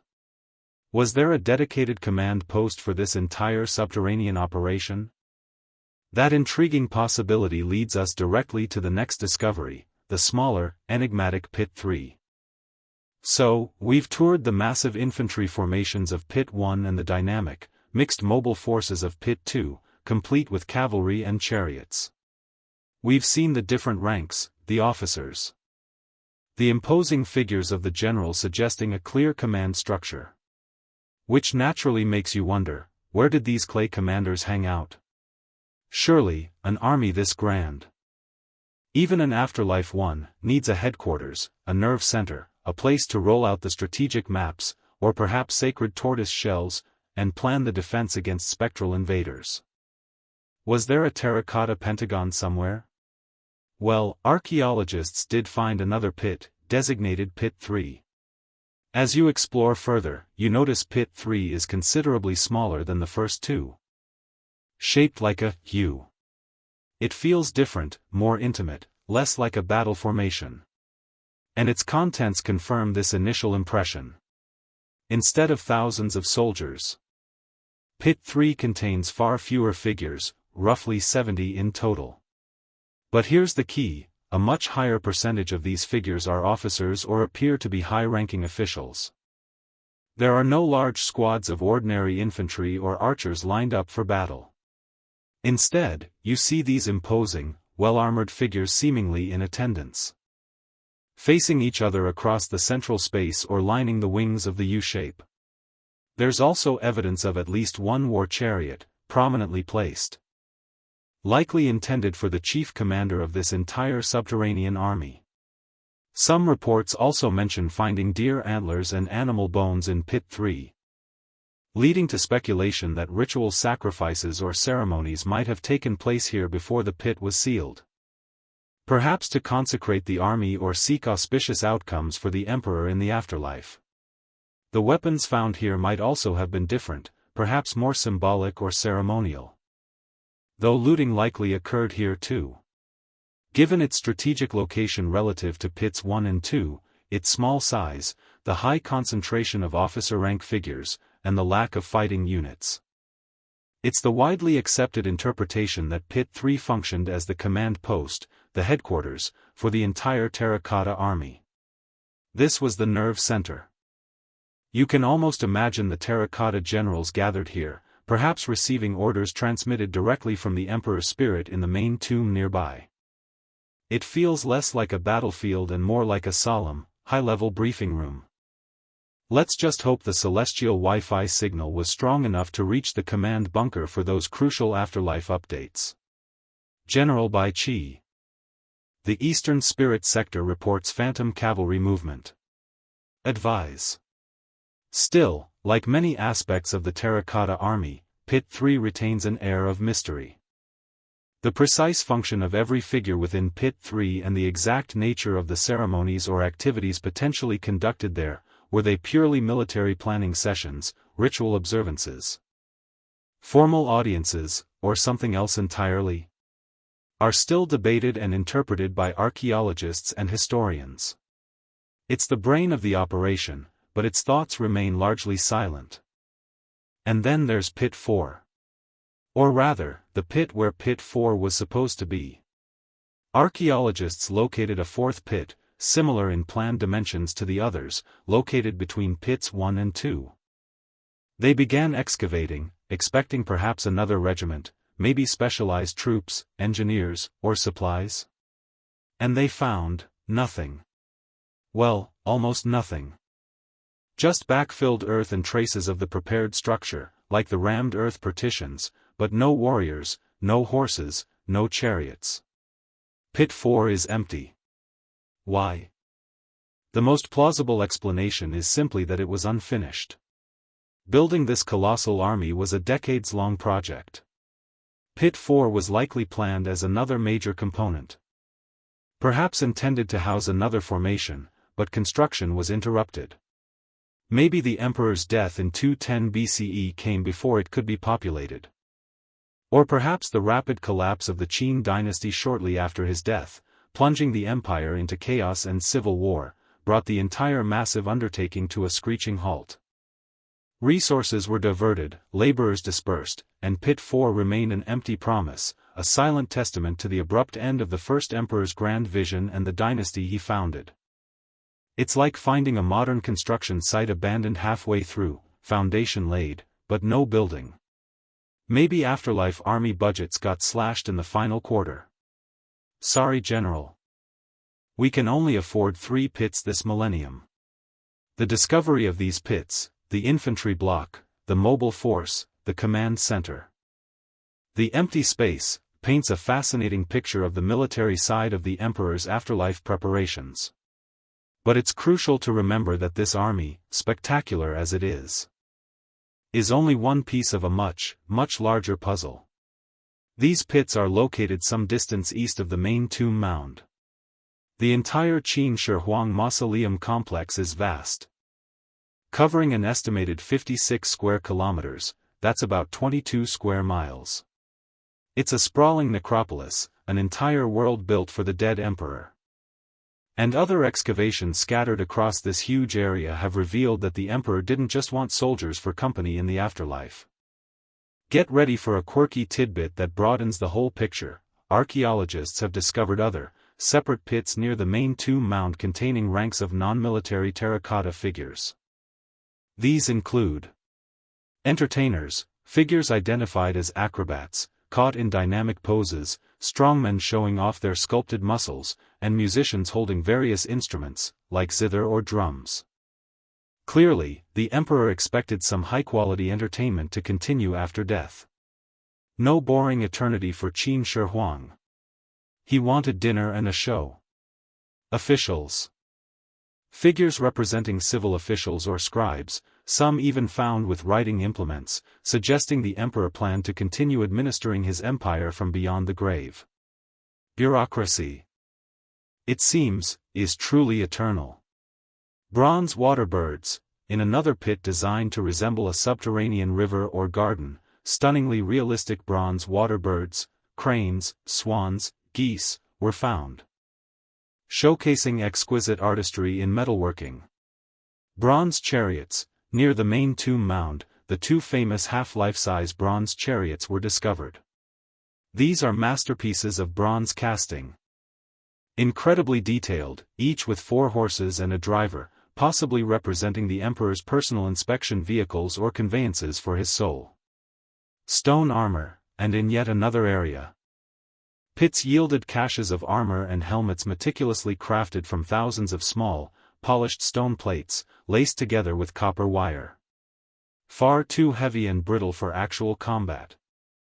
This stone armor was likely symbolic, perhaps for guards closer to the emperor's person or representing high status, but the craftsmanship involved is mind-boggling. What all these other discoveries show is that Qin Shi Huang wasn't just building an army, he was building his entire world underground. The necropolis was intended as a microcosm of his empire. Complete with its military, its administration, its entertainment, its gardens, its waterways, and its imperial transport. The Terracotta Army served a vital purpose, guarding the eastern approach to this inner sanctum, but they were just the security detail for a much larger, more complex afterlife palace and realm. So, Pit 3 provides clues about the army's command, the empty Pit 4 hints at the project's unfinished state. And the incredible variety of other finds reveals the true scope of the Emperor's ambitions for eternity. He wanted it all. The army is the most famous face of this ambition. The part we can see most clearly right now. But they stand guard over something even more mysterious, more potentially spectacular, the great, unopened tomb mound itself. Where the first emperor is believed to lie buried, surrounded by the heart of his subterranean empire. What legends surround that unopened tomb? What secrets might it still hold? That's the next layer of this incredible story we need to carefully unearth. So, we've established that the Terracotta Army, astonishing as it is, along with the acrobats, officials, stone armor, and bronze birds, are all part of a much grander scheme. They exist within a vast, 56-square-kilometer funerary park, all oriented towards its center, its reason for being, the massive tomb mound of Emperor Qin Shi Huang himself. You stand before it now. This huge, man-made hill rising from the plains, covered in trees and vegetation. It looks peaceful, almost natural after centuries of weathering have softened its original, likely more imposing pyramidal shape. But beneath that earth lies the ultimate secret, the final resting place of the man who unified China and demanded an empire in the afterlife. And unlike the pits we've explored, this central tomb remains sealed, deliberately unexcavated, holding its mysteries close. What could possibly be inside? For centuries, the only clues came from ancient texts, primarily the work of one remarkable historian, Sima Qian. Living during the Han Dynasty, about a century after the fall of the Qin, Sima Qian undertook the monumental task of writing a comprehensive history of China, the Shiji, or Records of the Grand Historian. It's a cornerstone of Chinese historiography. And it contains the most famous, detailed, and frankly mind-blowing description of what supposedly lies within Qin Shi Huang's tomb. That's your essential historical fact here. Now, Sima Qian was writing 100 years after the fact. Was he relying on official Qin records that survived? Oral traditions passed down? Educated guesswork? We have to take his account with a pinch of historical salt, maybe flavored with Han Dynasty propaganda which wasn't always kind to the Qin. But his description is so specific, so vivid. It has captivated imaginations for 2 millennia. Let's unpack what he claimed was waiting inside that mound. He wrote that the tomb chamber contained vast treasures and rare artifacts. But more than just piling up gold, the emperor recreated his world. Sima Qian says, palaces and scenic towers for 100 officials were built. And the tomb was filled with rare artifacts and wonderful treasure. Imagine miniature, exquisitely crafted replicas of the imperial palaces and administrative buildings. Then comes the geography lesson. Craftsmen were ordered to use mercury to simulate the 100 rivers, the Yangtze and Yellow River, and the Great Sea, and set them flowing mechanically. Picture that, shimmering, silvery rivers of liquid mercury coursing through a model landscape representing the emperor's domain. Think about the logistics and danger of that for a second. Acquiring the sheer volume of mercury needed would have been a colossal task. Likely involving dangerous mining and distillation processes. There's a quirky, toxic tidbit for you. The vapor alone would be incredibly poisonous. You have to wonder what kind of hazard pay the imperial mercury installers received. Probably not enough. The cosmos wasn't forgotten either. Above, the ceiling was decorated with the heavenly constellations, below, the features of the land. So, you'd look up and see the stars, sun, and moon depicted, perhaps with pearls or gemstones. and looked down to see a map of the earth, complete with mercury rivers. The emperor placed himself literally at the center of the universe, bridging heaven and earth. Its cosmic interior decorating on an imperial scale. And how do you light up eternity? Sima Qian mentions, candles were made of a man-fish oil, often interpreted as whale or walrus oil. Calculated to burn for a very long time. The idea was to provide perpetual illumination for the emperor's afterlife activities. Whether any lamp could truly burn for millennia is, let's say, debatable, but it shows the intention to conquer darkness itself. Finally, the security system. Sima Qian explicitly warns potential tomb raiders. Craftsmen were ordered to make crossbows and arrows primed to shoot at anyone who enters the tomb. Mechanisms were installed so that they would automatically shoot. Booby traps. Just like in an adventure movie. Imagine crossbows, rigged to fire automatically if someone disturbs a tripwire or pressure plate. It adds a thrilling, dangerous element to the tomb's mystique. Better remember the security code, or have really good reflexes. Wrong step, General Wang, oops. So, how much of this do we believe? For centuries, it sounded like fantastical exaggeration. The stuff of legend. A historian writing about a previous, somewhat disliked dynasty, possibly embellishing to make a point about Qin Shi Huang's extravagance and paranoia. Rivers of mercury? Automatic crossbows? It seemed too much. But then, modern science entered the picture, offering ways to peek beneath the earth without digging. In recent decades, scientists have conducted non-invasive surveys over and around the tomb mound. Using techniques like electrical resistivity tomography, measuring how electrical currents pass through the soil, and magnetic surveys, detecting variations in the Earth's magnetic field caused by buried structures. They've found compelling evidence.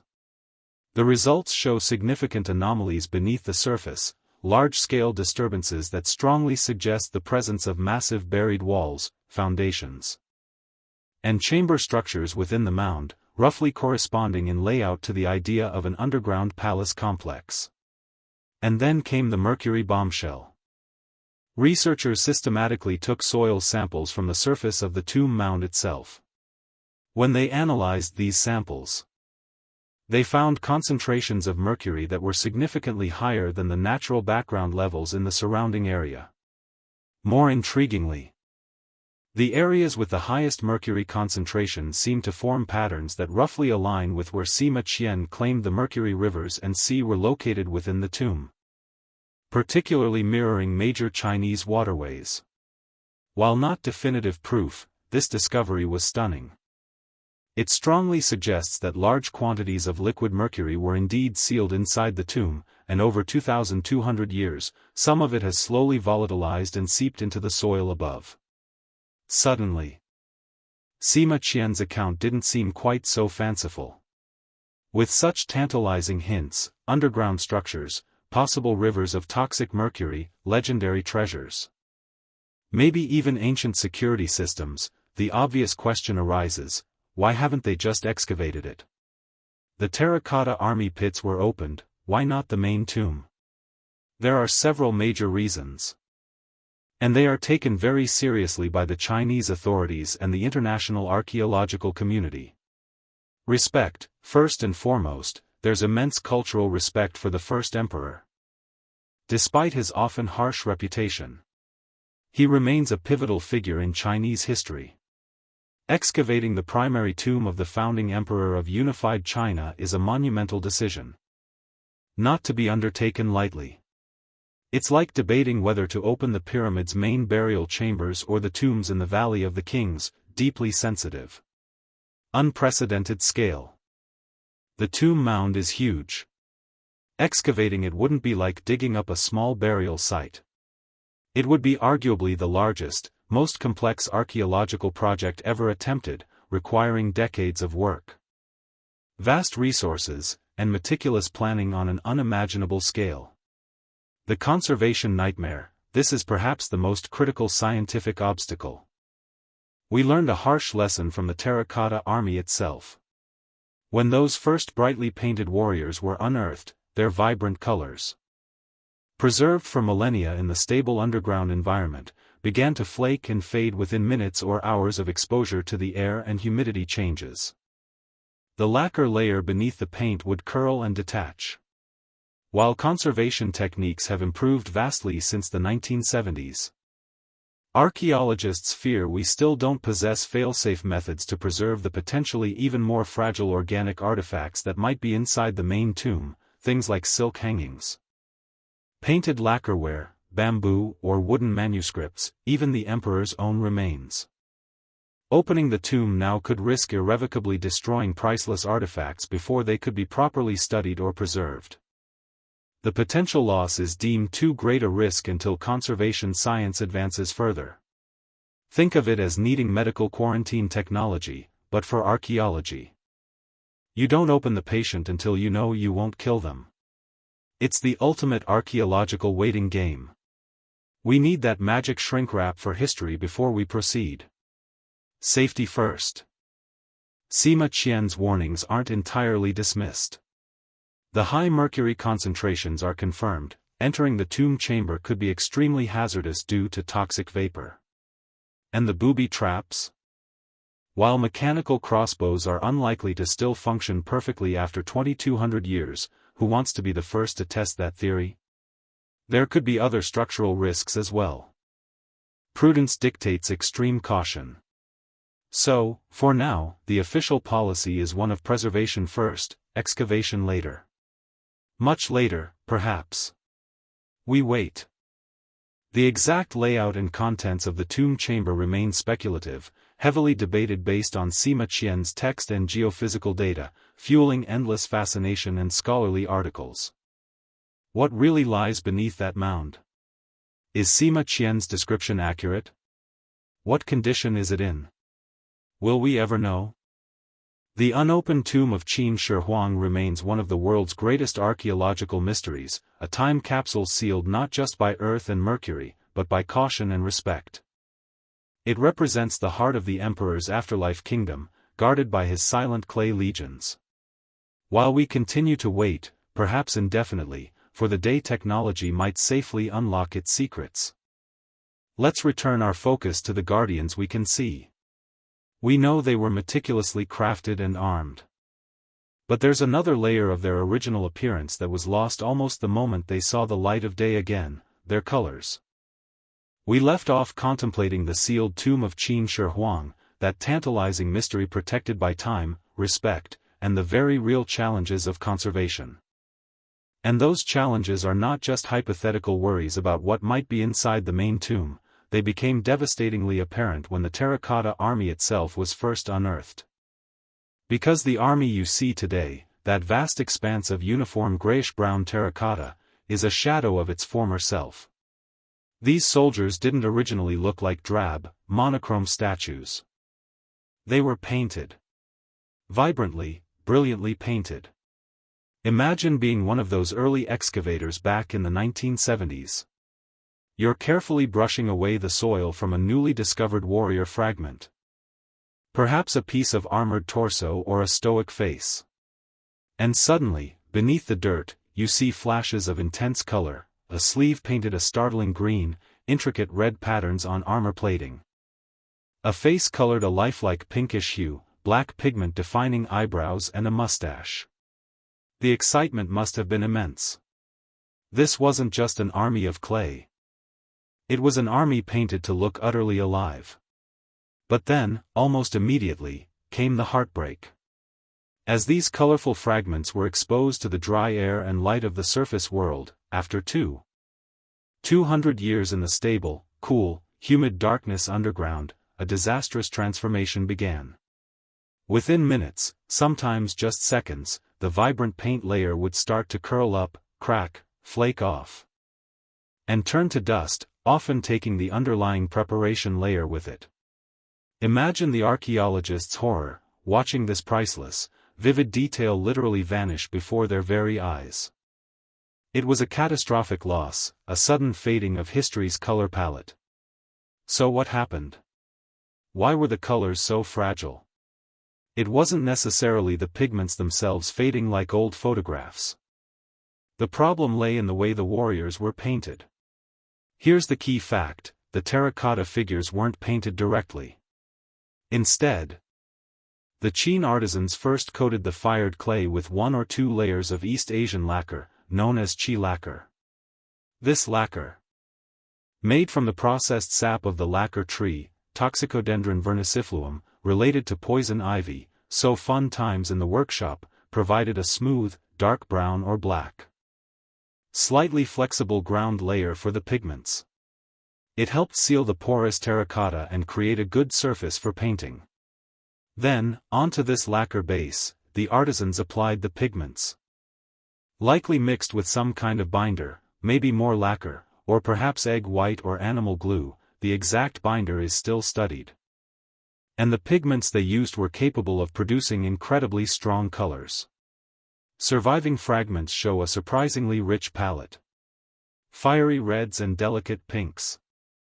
Probably derived from minerals like iron oxide, rust, essentially, or the more expensive cinnabar, mercury sulfide, more mercury. Vivid greens from powdered malachite. Deep blues from azurite. Both malachite and azurite are copper carbonate minerals. Rich yellows and browns from ochre clays. Bright white, possibly from kaolin clay or perhaps lead white. Intense black from soot or charcoal, carbon black. And most intriguingly, a unique, synthetic purple pigment known as Chinese purple or Han purple. That's your quirky pigment tidbit. Technically barium copper silicate, this pigment seems to have been invented in China, possibly by Taoist alchemists seeking jade substitutes. Centuries before similar synthetic blue pigments like Egyptian blue were developed elsewhere. Finding it here showcases the surprising chemical sophistication of Qin-era artisans. They didn't just use what they found, they invented colors. These pigments were applied with great care.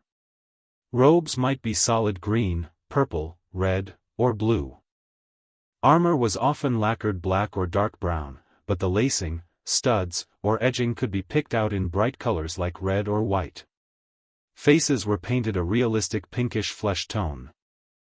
With black hair, mustaches, and eyebrows, and white for the sclera, the whites of the eyes, with black pupils, making them look incredibly lifelike.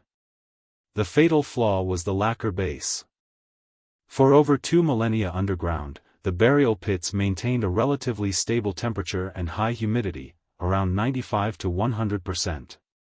The lacquer layer remained saturated with moisture, stable, and adhered well to the terracotta. But when excavated, the figures were suddenly exposed to the much drier air of the Xi'an region, often below 50% humidity. The lacquer layer, particularly the bond between it and the terracotta, couldn't cope with the rapid change. It quickly lost its moisture, shrank, warped, and became brittle. As the lacquer curled and detached from the clay surface, it took the paint layer sitting on top with it. Poof! Color gone. It wasn't so much fading as explosive peeling on a microscopic scale. Imagine old paint flaking off a windowsill, but happening in mere minutes to priceless ancient artifacts. Utterly devastating. Faced with this challenge, conservation scientists in China, often working in collaboration with international partners, particularly German specialists from Bavaria, have worked tirelessly over the decades to find solutions.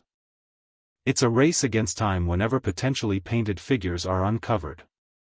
They realized they needed to stabilize the lacquer layer before it could dry out and shrink. Techniques were developed involving the careful application of consolidating agents, like polyethylene glycol, PEG, a waxy substance often used in preserving waterlogged wood, which helps to replace the water in the lacquer and prevent it from shrinking violently.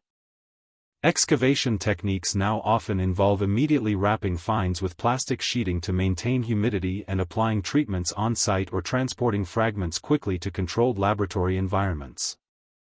It's incredibly painstaking work, requiring immense skill and patience.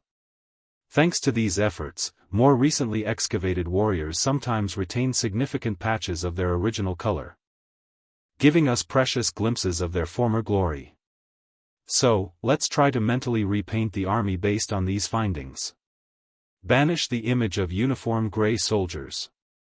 Instead, picture thousands of figures blazing with color under the subterranean lights, or Sima Qian's whale oil lamps.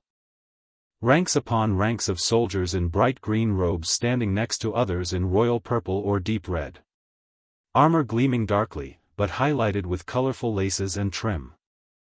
Faces looking startlingly alive with pink skin, dark hair, and focused eyes. The sheer visual impact would have been overwhelming, a dazzling, almost psychedelic tapestry of color and disciplined ranks. Perhaps a bit garish to modern sensibilities trained on subtle tones, but undeniably powerful and designed to impress the emperor and any afterlife visitors. You'd definitely need your sunglasses, even in the great beyond. Whoa, check out the colors on Third Company. Bit loud, isn't it? Did the specific colors have meaning? The precise symbolic significance, if any, of the color combinations used on different warriors. Did green robes denote one unit? Purple another? Did officers have specific color schemes? Or was it partly down to the preference of the workshop foreman? Is still under investigation. The fragmentary nature of the surviving paint makes it hard to establish definitive patterns across the entire army. But it's likely that color, like hairstyle and armor details, played a role in distinguishing units and ranks within the highly organized Qin military aesthetic. The story of the Terracotta Army's lost colors is a poignant one. It highlights the extreme fragility of archaeological finds and the crucial role of conservation science. But it also allows us, through careful study of the remaining fragments, to reconstruct a vision of the army that is far more vibrant, more lifelike, and perhaps even more awe-inspiring than the monochrome figures we usually see. These weren't just clay soldiers. They were fully painted, fully armed, incredibly realistic replicas of the emperor's finest troops. But who were the actual people, the flesh-and-blood individuals, tasked with creating this marvel? Let's turn our attention now to the laborers and artisans, the forgotten hands that shaped and painted this eternal army. We've peered into the imagined, vibrant past of the Terracotta Army, envisioning the soldiers blazing with color, a far cry from the muted gray tones we see today. The artistry is undeniable, the SCA. Lu is breathtaking, the technological prowess in weaponry and production is impressive. But as you stand back and take it all in, the thousands of unique faces, the meticulously crafted armor, the S. Here logistics of it all. A fundamental question starts to nag at you. Who did all this? Who were the actual people, the thousands upon thousands of pairs of hands, that sculpted, painted, fired, and assembled this colossal clay militia? The emperor may have commanded it, the generals may have overseen the design, but the physical creation was down to human labor on an almost unimaginable scale. Pinning down exact numbers is tricky.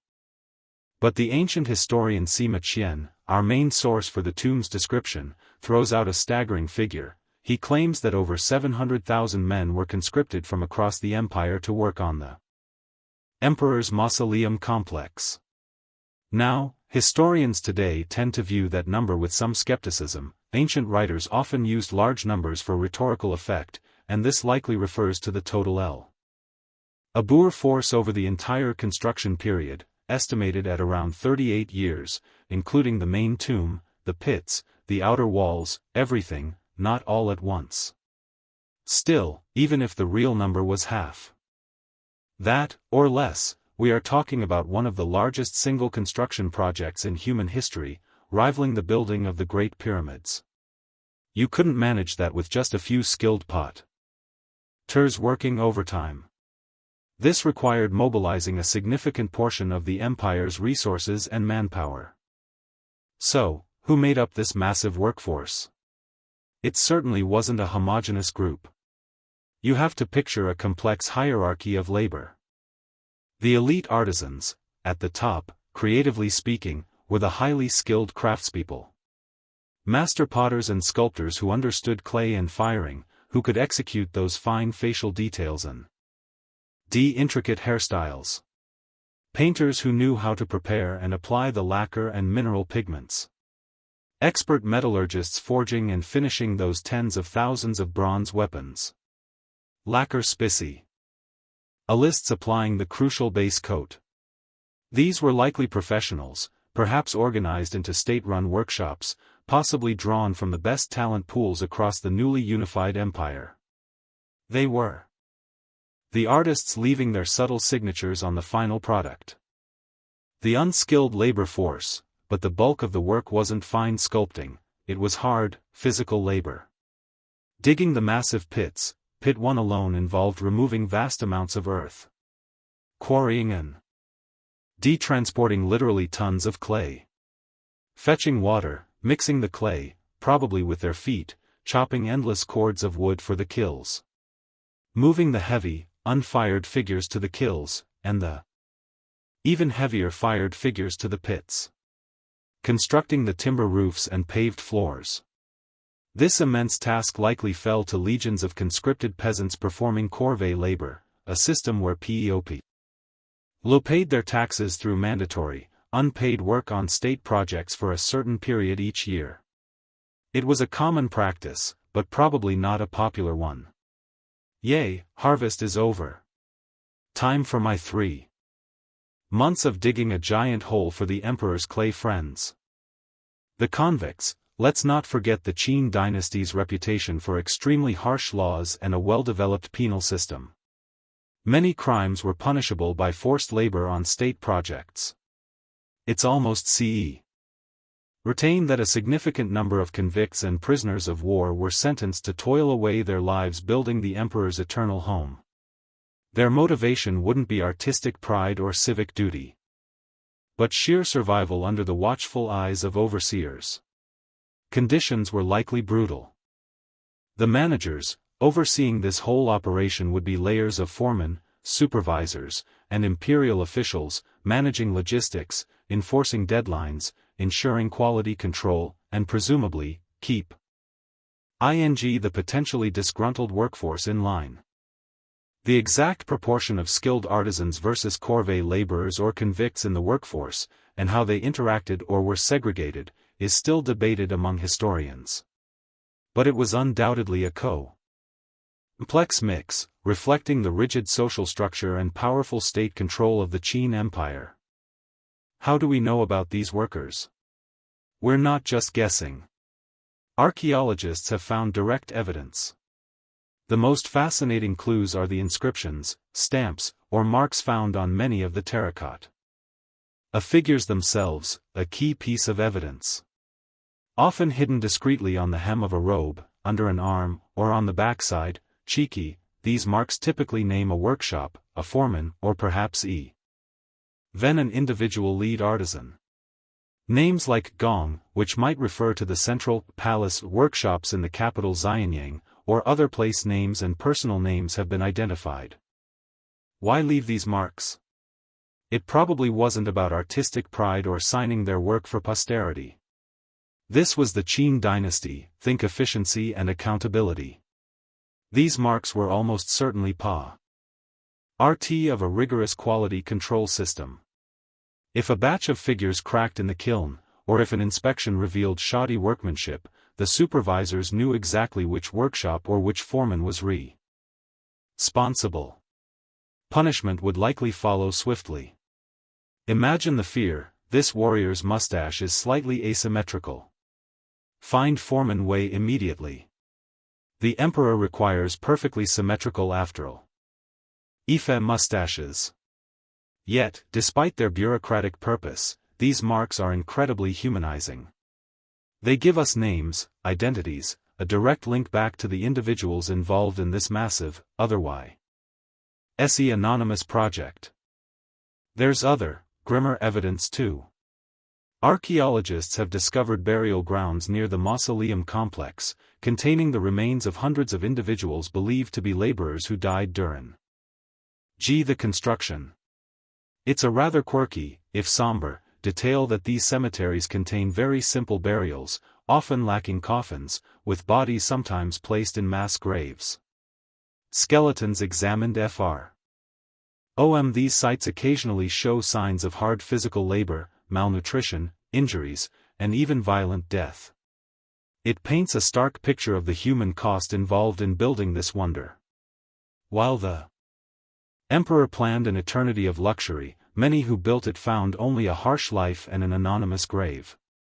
Pulling off a project of this magnitude, coordinating hundreds of thousands of workers with different skill levels, sourcing vast quantities of diverse materials from clay and wood to bronze and exotic icy pigments, maintaining secrecy, ensuring quality over nearly 4 decades, required staggering organizational capacity. It's a testament to the centralized power and bureaucratic efficiency that Qin state, forged through conquest and legalist philosophy, possessed. They could literally move mountains, or at least, build artificial ones and fill them with armies. This wasn't some casual undertaking, it was an imperial obsession executed with ruthless precision. So, as you drift off, think about those hands. Hands mixing clay, hands sculpting faces, hands painting vibrant colors, hands hauling heavy figures, hands wielding tools, hands possibly bearing the cars of forced labor. The Terracotta Army is not just the product of an emperor's will, it's the cumulative result of countless hours of human exertion, skill, artistry, and likely, suffering. These silent figures were brought into being by a silenced workforce, their individual stories mostly lost to time, save for a few stamped names and the poignant evidence in their nearby graves. Why? Why go to such extraordinary lengths? What belief system, what view of the afterlife, could possibly motivate, or compel, such an immense investment of resources and human life? That's the next big question we need to tackle, the purpose and meaning behind this eternal watch. Alright, we've met the makers, the legions of artisans, laborers, and possibly convicts who toiled for decades to build Qin Shi Huang's underground world, leaving their marks, their graves, and ultimately, their anonymity behind. The sheer scale of the human effort is staggering.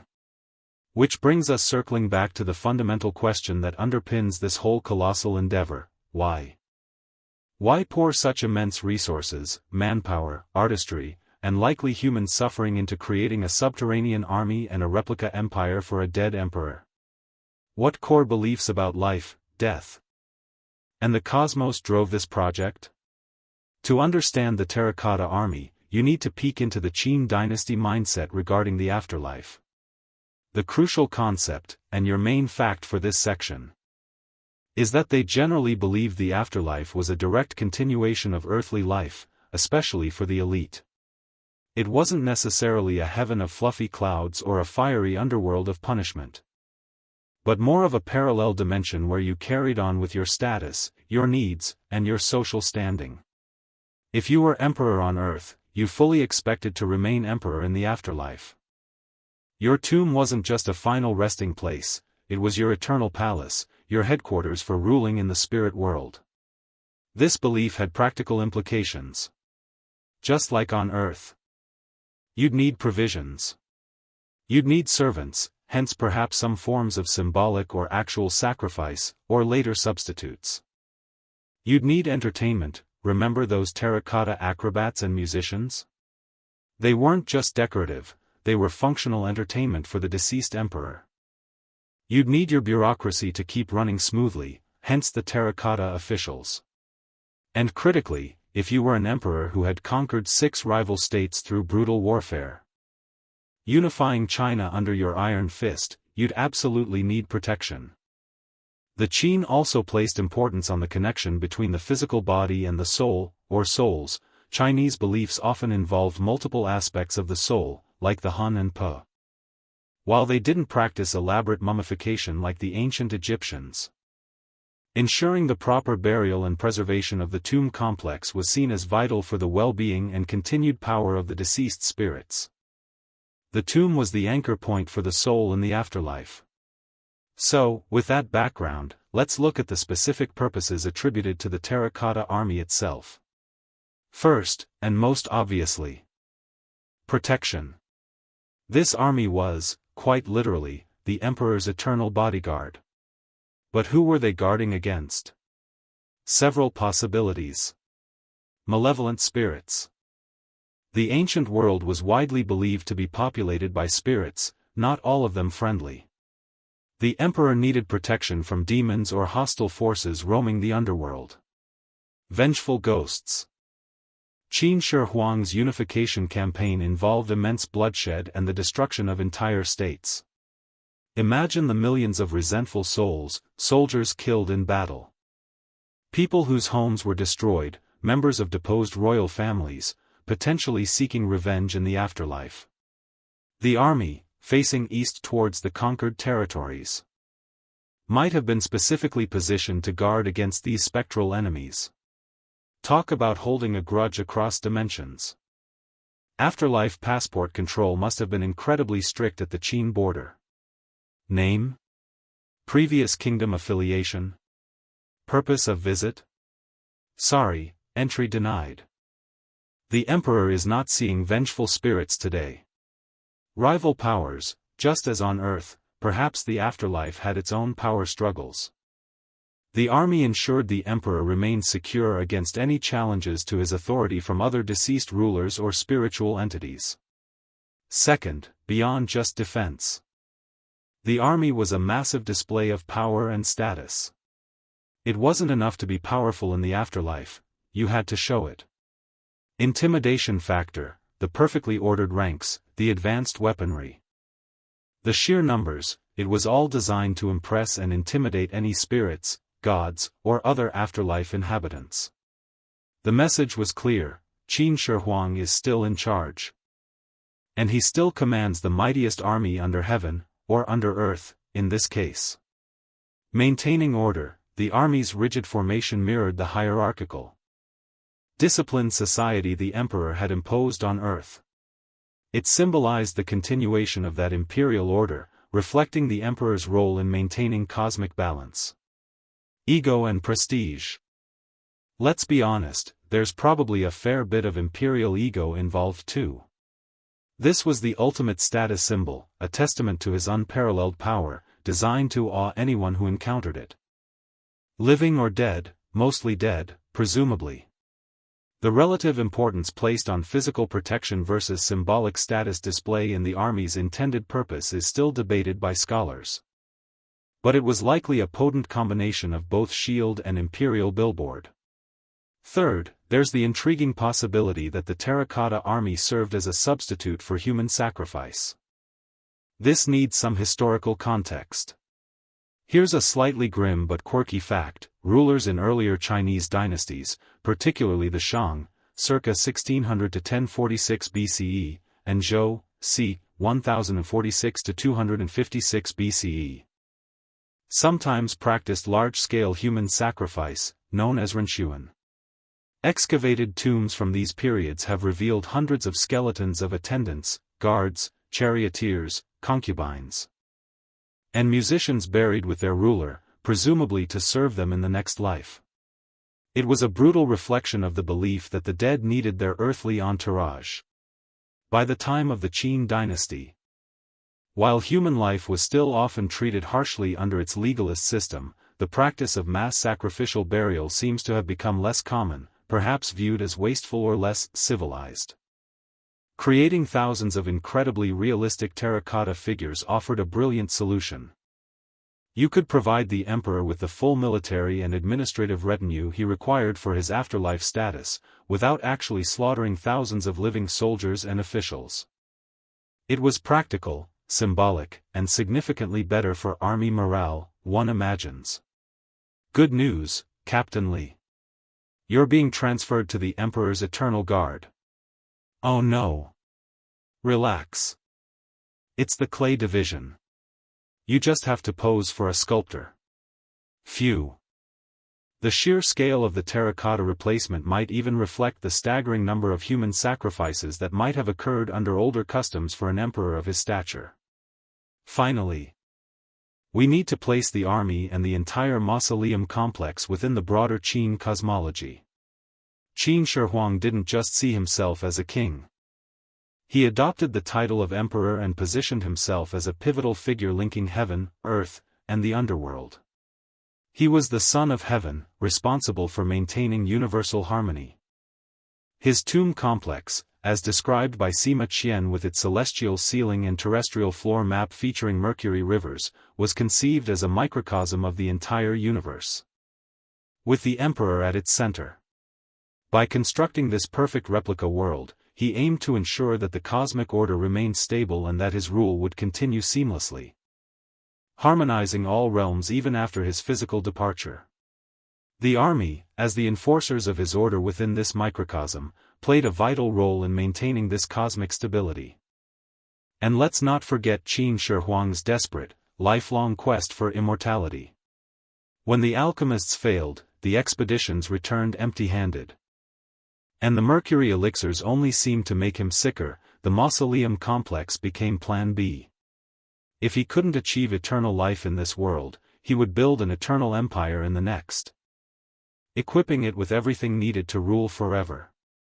The Terracotta Army was the ultimate insurance policy, guaranteeing his power and security in the afterlife he couldn't avoid.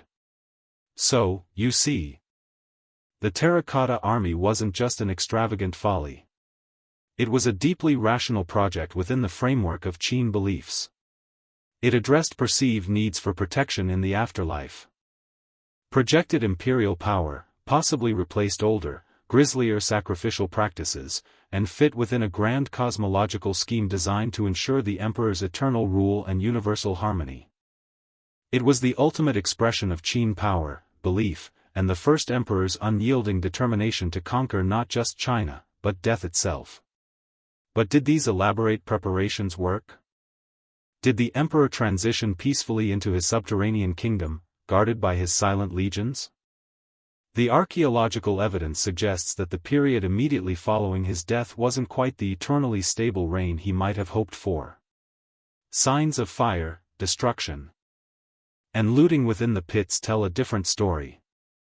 So, you picture the first emperor, resting, or perhaps impatiently presiding, within his mercury-laced, booby-trapped tomb, surrounded by his administrative staff, entertained by acrobats, and guarded by the largest, most elaborate afterlife army ever conceived. He'd planned meticulously for eternity, banking on the stability of his dynasty and the potent symbolism of his subterranean world to ensure perpetual peace and power. It all sounds like a solid plan, doesn't it? Protect the tomb, project power, maintain cosmic order, enjoy the show. What could possibly go wrong? Well, as it turns out, quite a lot. The emperor's meticulous plans for his own eternity seem to have overlooked one crucial factor: the extreme resentment his harsh rule and endless projects had generated among the living. And the archaeological evidence unearthed from the Terracotta Army pits tells a dramatic story of just how quickly his carefully constructed afterlife security was breached. Remember when we first looked into Pit 1 and noted that the scene wasn't one of pristine ranks, but of broken figures and chaos? That wasn't just 2,200 years of gentle settling. As you examine the excavated pits more closely, particularly Pits 1 and 2, the signs of violent disruption are unmistakable. Scorched earth and walls. Archaeologists found clear evidence of intense fires having raged within the pits. There are visible scorch marks on the lower parts of the remaining rammed earth partition walls and on the paved brick floors. This wasn't just a stray campfire, this indicates significant blazes. Charcoal and ash layers. Mixed in with the collapsed earth and broken terracotta are distinct layers composed primarily of charcoal fragments and ash, the telltale remnants of burned organic material. Lots of it. Fallen roofs. The massive timber beams that supported the original ceilings of the pits are mostly gone, consumed by fire or decayed after collapse. Their collapse, likely hastened or caused by the fires, is what crushed many of the warriors beneath, contributing to the jumbled state they were found in. Imagine tons of burning timber crashing down onto the clay soldiers. Ouch! Systematic looting, as we discussed earlier when looking at the weapons. Vast numbers of the real bronze arms carried by the warriors are missing. This wasn't random pilfering, it suggests a deliberate, large-scale effort to strip the army of its valuable weaponry. Scrape marks on the floor might even indicate weapons being dragged out. Deliberate vandalism, while distinguishing deliberate smashing from damage caused by fire and roof collapse is difficult. Some researchers suggest that certain patterns of breakage might indicate intentional vandalism before the fires, figures perhaps toppled or attacked directly. All this damage, the fire, the looting, the destruction, points to a violent intrusion that happened long, long ago. The archaeological context suggests it occurred relatively soon after the pits were completed and sealed. Likely within years or decades of the emperor's death. So, what earth-shattering event could explain this desecration of the first emperor's eternal honor guard? History provides a very likely answer: the swift and bloody collapse of the Qin dynasty itself. Qin Shi Huang died in 210 BCE while on a tour of eastern China, ironically. Still searching for the secrets of immortality. His death was initially kept secret by his scheming chief eunuch Zhao Gao and Chancellor Li Si to manipulate the succession. They installed a weak younger son, Huai, as the second emperor, forcing the capable heir presumptive to commit suicide. Unsurprisingly, this didn't lead to stable government. The Qin Empire, built on ruthless efficiency but also brutal oppression, high taxes, and constant demands for labor and military service, was stretched taut. With the iron fist of the first emperor gone, replaced by weak leadership and court intrigue, simmering resentments boiled over. Within a year of Qin Shi Huang's death, massive peasant rebellions broke out, led by figures like Chen Sheng and Wu Guang. These were soon followed by full-scale revolts led by ambitious nobles and generals from the former states that Qin had conquered, all eager to throw off the Qin yoke and reclaim power. China descended rapidly back into widespread civil war, the so-called Chuhan contention. The mighty Qin dynasty, designed to last 10,000 generations, crumbled in just 3 short years after its founder's death, around 207 to 206 BCE. Talk about a dynasty built on shaky foundations, or perhaps built over shaky foundations filled with resentful ghosts and overworked laborers. Amidst the chaos of warring factions, one figure emerged as the most dominant and destructive military force. Xiang, a towering nobleman from the former state of Chu, which had held a particularly bitter grudge against Qin, Xiang was renowned for his unmatched bravery in battle, his Herculean strength, and, unfortunately, his volcanic temper and penchant for massacres and destruction. He's a fascinating, almost larger-than-life figure in Chinese history. Your quirky tidbit here is his legendary status as a peerless warrior but flawed leader, often contrasted with his eventual rival, the more pragmatic Liu Bang, who would found the Han dynasty. Xiang was the kind of guy who wins the battle but loses the war, often spectacularly. And he hated the Qin. Around 206 BCE, Xiang forces marched triumphantly into the Qin capital, Xianyang. Sima Qian records that Xiang executed the third and final Qin ruler, Ziying, who had briefly replaced the ineffective second emperor, plundered the vast riches of the Qin palaces, and then ordered the entire city to be put to the torch.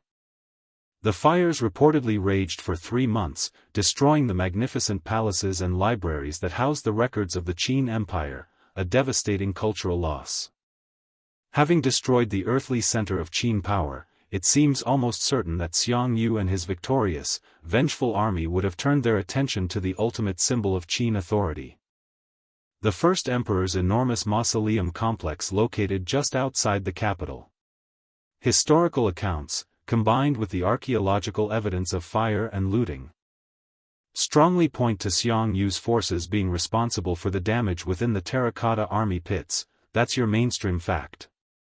Why would they do this? 2 clear motives stand out. 1.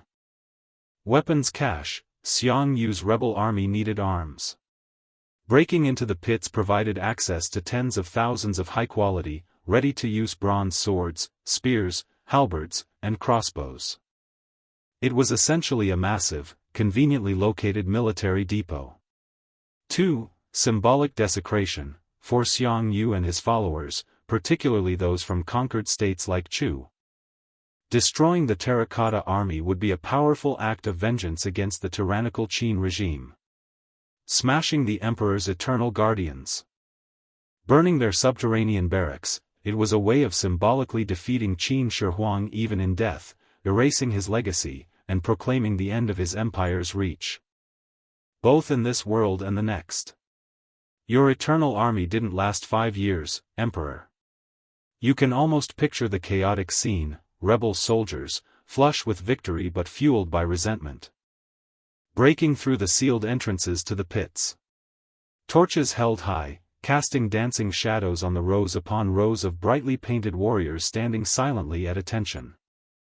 The initial awe perhaps turning to contempt as they begin systematically stripping the figures of their valuable bronze weapons.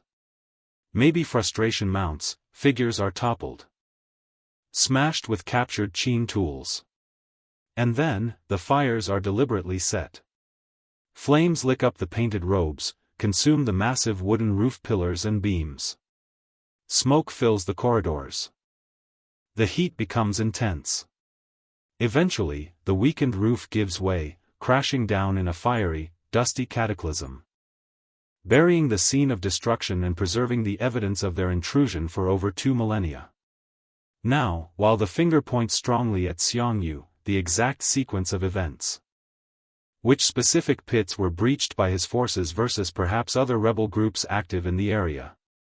And the precise extent of damage attributable to deliberate destruction versus the consequences of fire and looting, remain topics of ongoing archaeological investigation and scholarly discussion.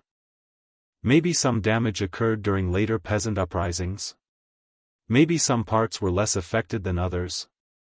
The details are still being pieced together. But the main story is clear.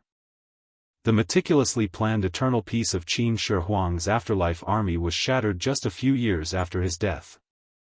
The guardians designed to protect him forever fell victim to the very real-world consequences of the empire he built: resentment, rebellion, and the destructive tides of war. The fire and fury unleashed by the fall of the Qin dynasty left indelible scars on this subterranean world. After the chaos subsided, the entrances were presumably hidden or buried again. And the vast complex, damaged but largely forgotten, slowly disappeared beneath the accumulating loess soil. Waiting silently for centuries until a few farmers digging for water would accidentally stumble upon its secrets once more. What happened when the modern world rediscovered this buried piece of history? That's where our story heads next. So, we left the Terracotta Army buried and broken, victims of rebellion and the fall of the dynasty they were built to serve. After Xiang Yu's fiery visit around 206 BCE, the entrances were presumably resealed or collapsed further, and the vast subterranean complex faded from active memory, becoming just another part of the landscape around the mysterious tomb mound of the first emperor. Legends persisted, Sima Qian's account was read by scholars. But the physical reality of the buried army was lost beneath centuries of accumulating loess soil and farmers' fields. For over 2 millennia, they waited in silence and darkness. Then, March 1974. Farmers digging a well. The accidental rediscovery that changed everything. You can imagine the initial flurry, local officials, archaeologists arriving. The dawning realization that this wasn't just an ordinary find, but something connected to the legendary first emperor. The news spread, first regionally, then nationally. The Chinese government quickly recognized the immense historical and cultural significance of the site. This wasn't just a local matter, it was a national treasure. What followed was the beginning of decades of systematic, scientific archaeological work. Large-scale excavations were launched, focusing initially on Pit 1, then moving to Pits 2 and 3. And exploring the wider area. It was, and still is, an enormous undertaking, requiring careful planning, immense patience, and the development of new conservation techniques on the fly. Especially after the initial shock of watching those vibrant colors vanish upon exposure. The challenges were huge, but the potential rewards, understanding the army, the emperor, the Qin dynasty, were immeasurable. To protect the fragile site from the elements and allow for both ongoing work and public access, a monumental decision was made. To build a museum directly over the main excavation pits. You can picture those huge, hangar-like structures being erected over the unearthed sections. The Emperor Qin Shi Huang's Terracotta Army Museum opened to the public in 1979, initially focusing on Pit 1, with other areas opening later. It instantly became a landmark. And the impact wasn't just national, it was global. News of this astonishing discovery, a life-sized army of thousands of unique clay soldiers buried for millennia, captured the world's imagination. China was gradually re-engaging with the wider world in the 1970s and 80s, and the Terracotta Army became a stunning cultural ambassador. Articles appeared in international magazines. Documentaries were filmed, and the phrase, "Eighth Wonder of the Ancient World," was frequently invoked. It was archaeological news on a scale rarely seen, generating intense fascination across continents. This fascination quickly translated into tourism. The Terracotta Army Museum near Xi'an became, and remains, one of the absolute must-see destinations in China. Imagine visiting today. You walk through the vast museum complex, joining crowds of people from all over the world. You enter the cavernous building covering Pit 1, and the sheer scale hits you, rows upon rows of restored warriors stretching into the distance, standing in the actual pit where they were buried. You can walk around the perimeter, looking down at the ongoing work in some sections, where archaeologists in lab coats carefully excavate and restore figures. You move on to the buildings covering Pits 2 and 3, seeing the different formations, the cavalry, the enigmatic command post. There are display cases with exquisitely preserved bronze weapons, detailed explanations, and perhaps a slightly overwhelming gift shop tempting you with everything from tiny warrior keychains to potentially garden-dominating replicas. Note to self: resist impulse purchase of life-size terracotta horse for the living room. Beyond visiting the site itself, the Army has traveled the globe through numerous blockbuster international exhibitions. Carefully selected groups of warriors, horses, and related artifacts, like those amazing bronze chariots, have been loaned to major museums worldwide, allowing millions more people to experience the wonder firsthand.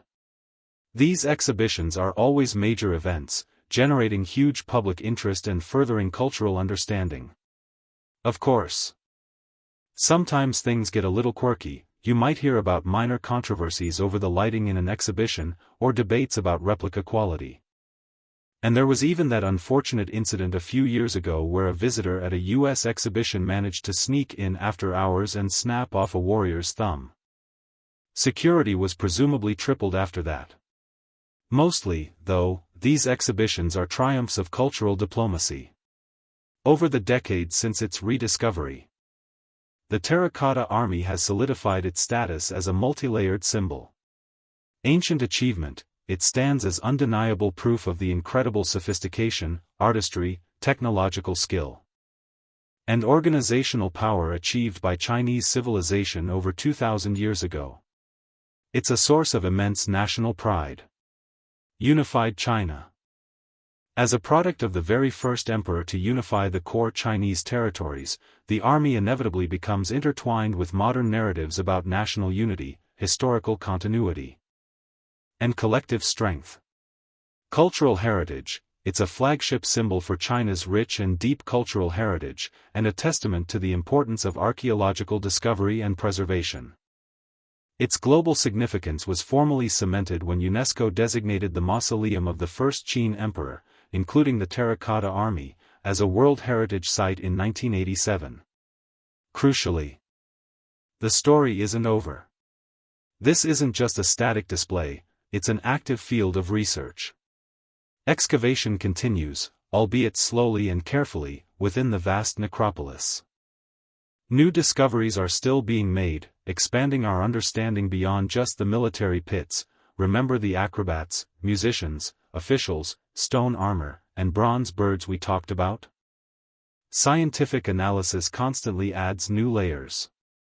Material science, studying the clay composition helps pinpoint different workshop locations and techniques. Ongoing analysis of pigments reveals more about ancient chemistry, like that amazing Chinese purple, and painting methods. Metallurgical studies shed light on Qin weapon technology. Conservation science, researchers continually work on better ways to preserve the fragile colors and other delicate materials. Bioarchaeology. Studying the remains found in the laborers' cemeteries can offer insights into their diet, health, origins, and working conditions, subject to ethical considerations and permissions. Digital humanities. Advanced 3D scanning creates incredibly detailed digital models of the warriors, allowing for non-invasive analysis of tool marks, construction techniques, and even attempts to digitally reconstruct their original painted appearance. So, the interpretation of the army and its context continues to evolve as these new research methods provide deeper insights into Qin society, technology, beliefs, and the lives of the people who built this wonder. Our understanding in the 2020s is far more nuanced than it was in the immediate aftermath of the discovery in 1974. From a forgotten secret beneath the fields to a global cultural icon, the Terracotta Army's modern journey has been as remarkable as its ancient creation. It connects us directly to the ambition and complexity of the Qin dynasty, drawing millions into its orbit through tourism, exhibitions, and ongoing research. It serves as a powerful symbol, constantly studied and reinterpreted. Yet, despite decades of intense scrutiny and worldwide fame, these silent soldiers still hold onto some of their secrets. What mysteries still linger in the subterranean dust around them? What enduring questions remain unanswered? That's where we'll turn for our final reflections. And so, here we are.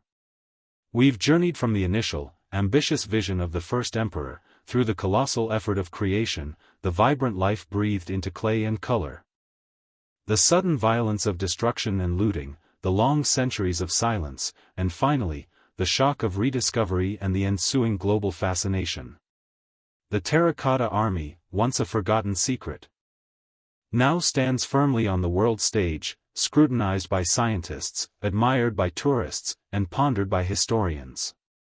We've learned so much about how they were made, why they were made, and what happened to them.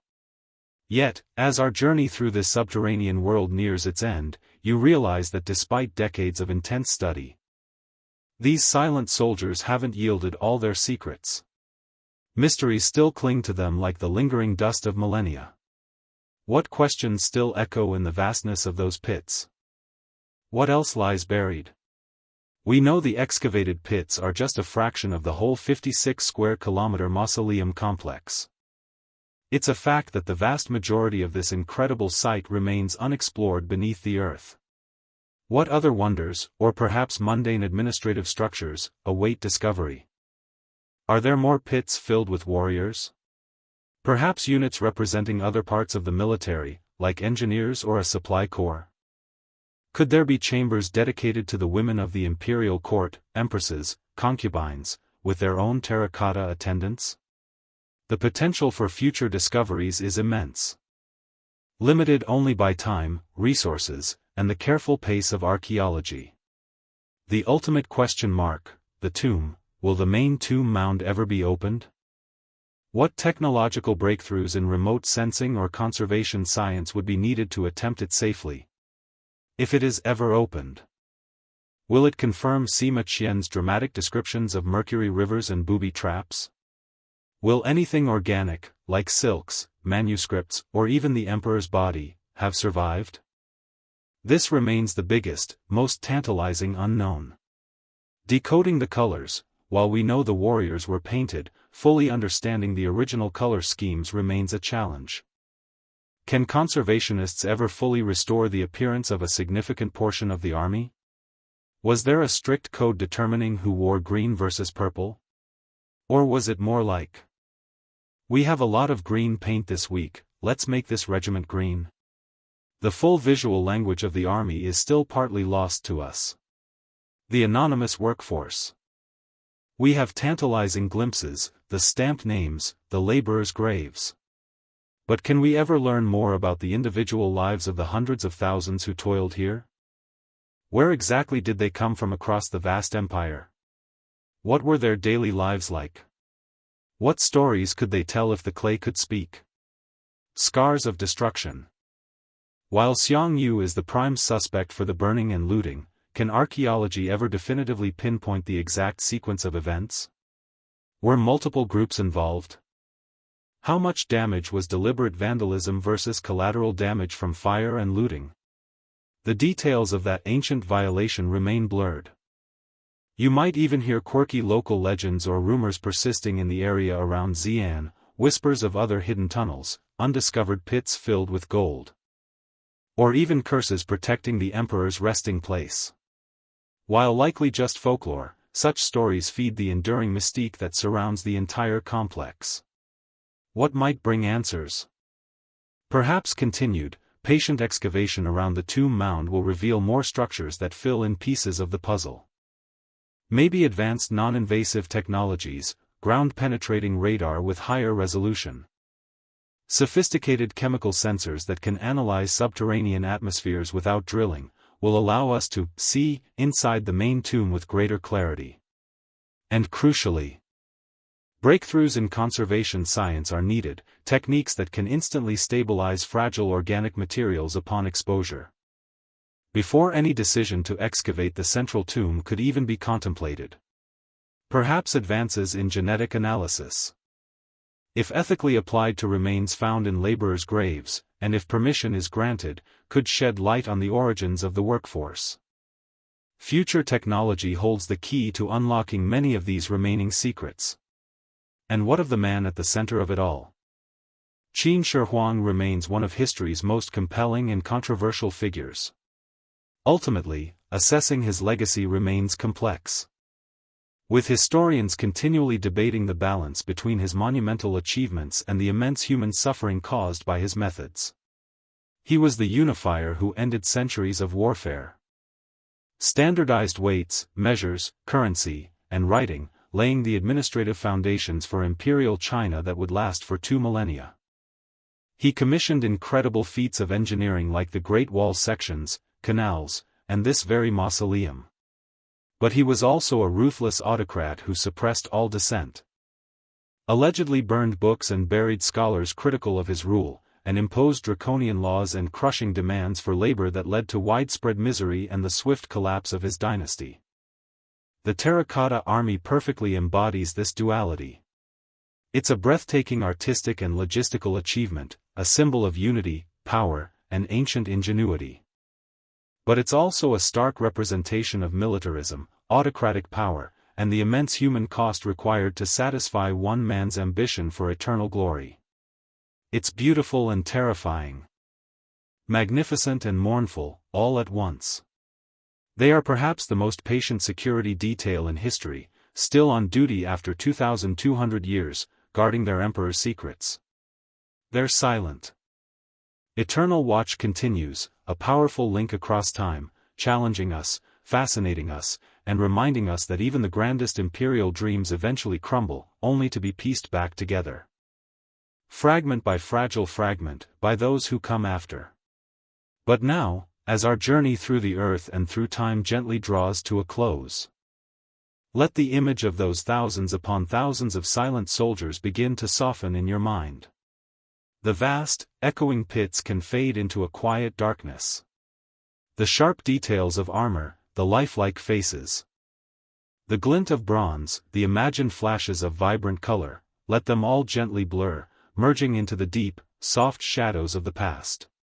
Feel the immense weight of the centuries settling down, bringing a profound stillness. The chaos of discovery, the debates of historians, the footsteps of tourists, all that can recede now. What remains is the deep, quiet earth, and the eternal, peaceful silence of the figures at rest. There are no more battles to fight tonight, no more mysteries to solve right now. It is simply time to let go. To allow the quiet darkness to envelop you like a comforting blanket. Time to let your own thoughts drift, carrying you gently toward sleep. The Terracotta Guardians are keeping their watch. Steadfast and silent. As you find your own peaceful rest, letting the world fade, letting go, easing into quiet, deeper and deeper.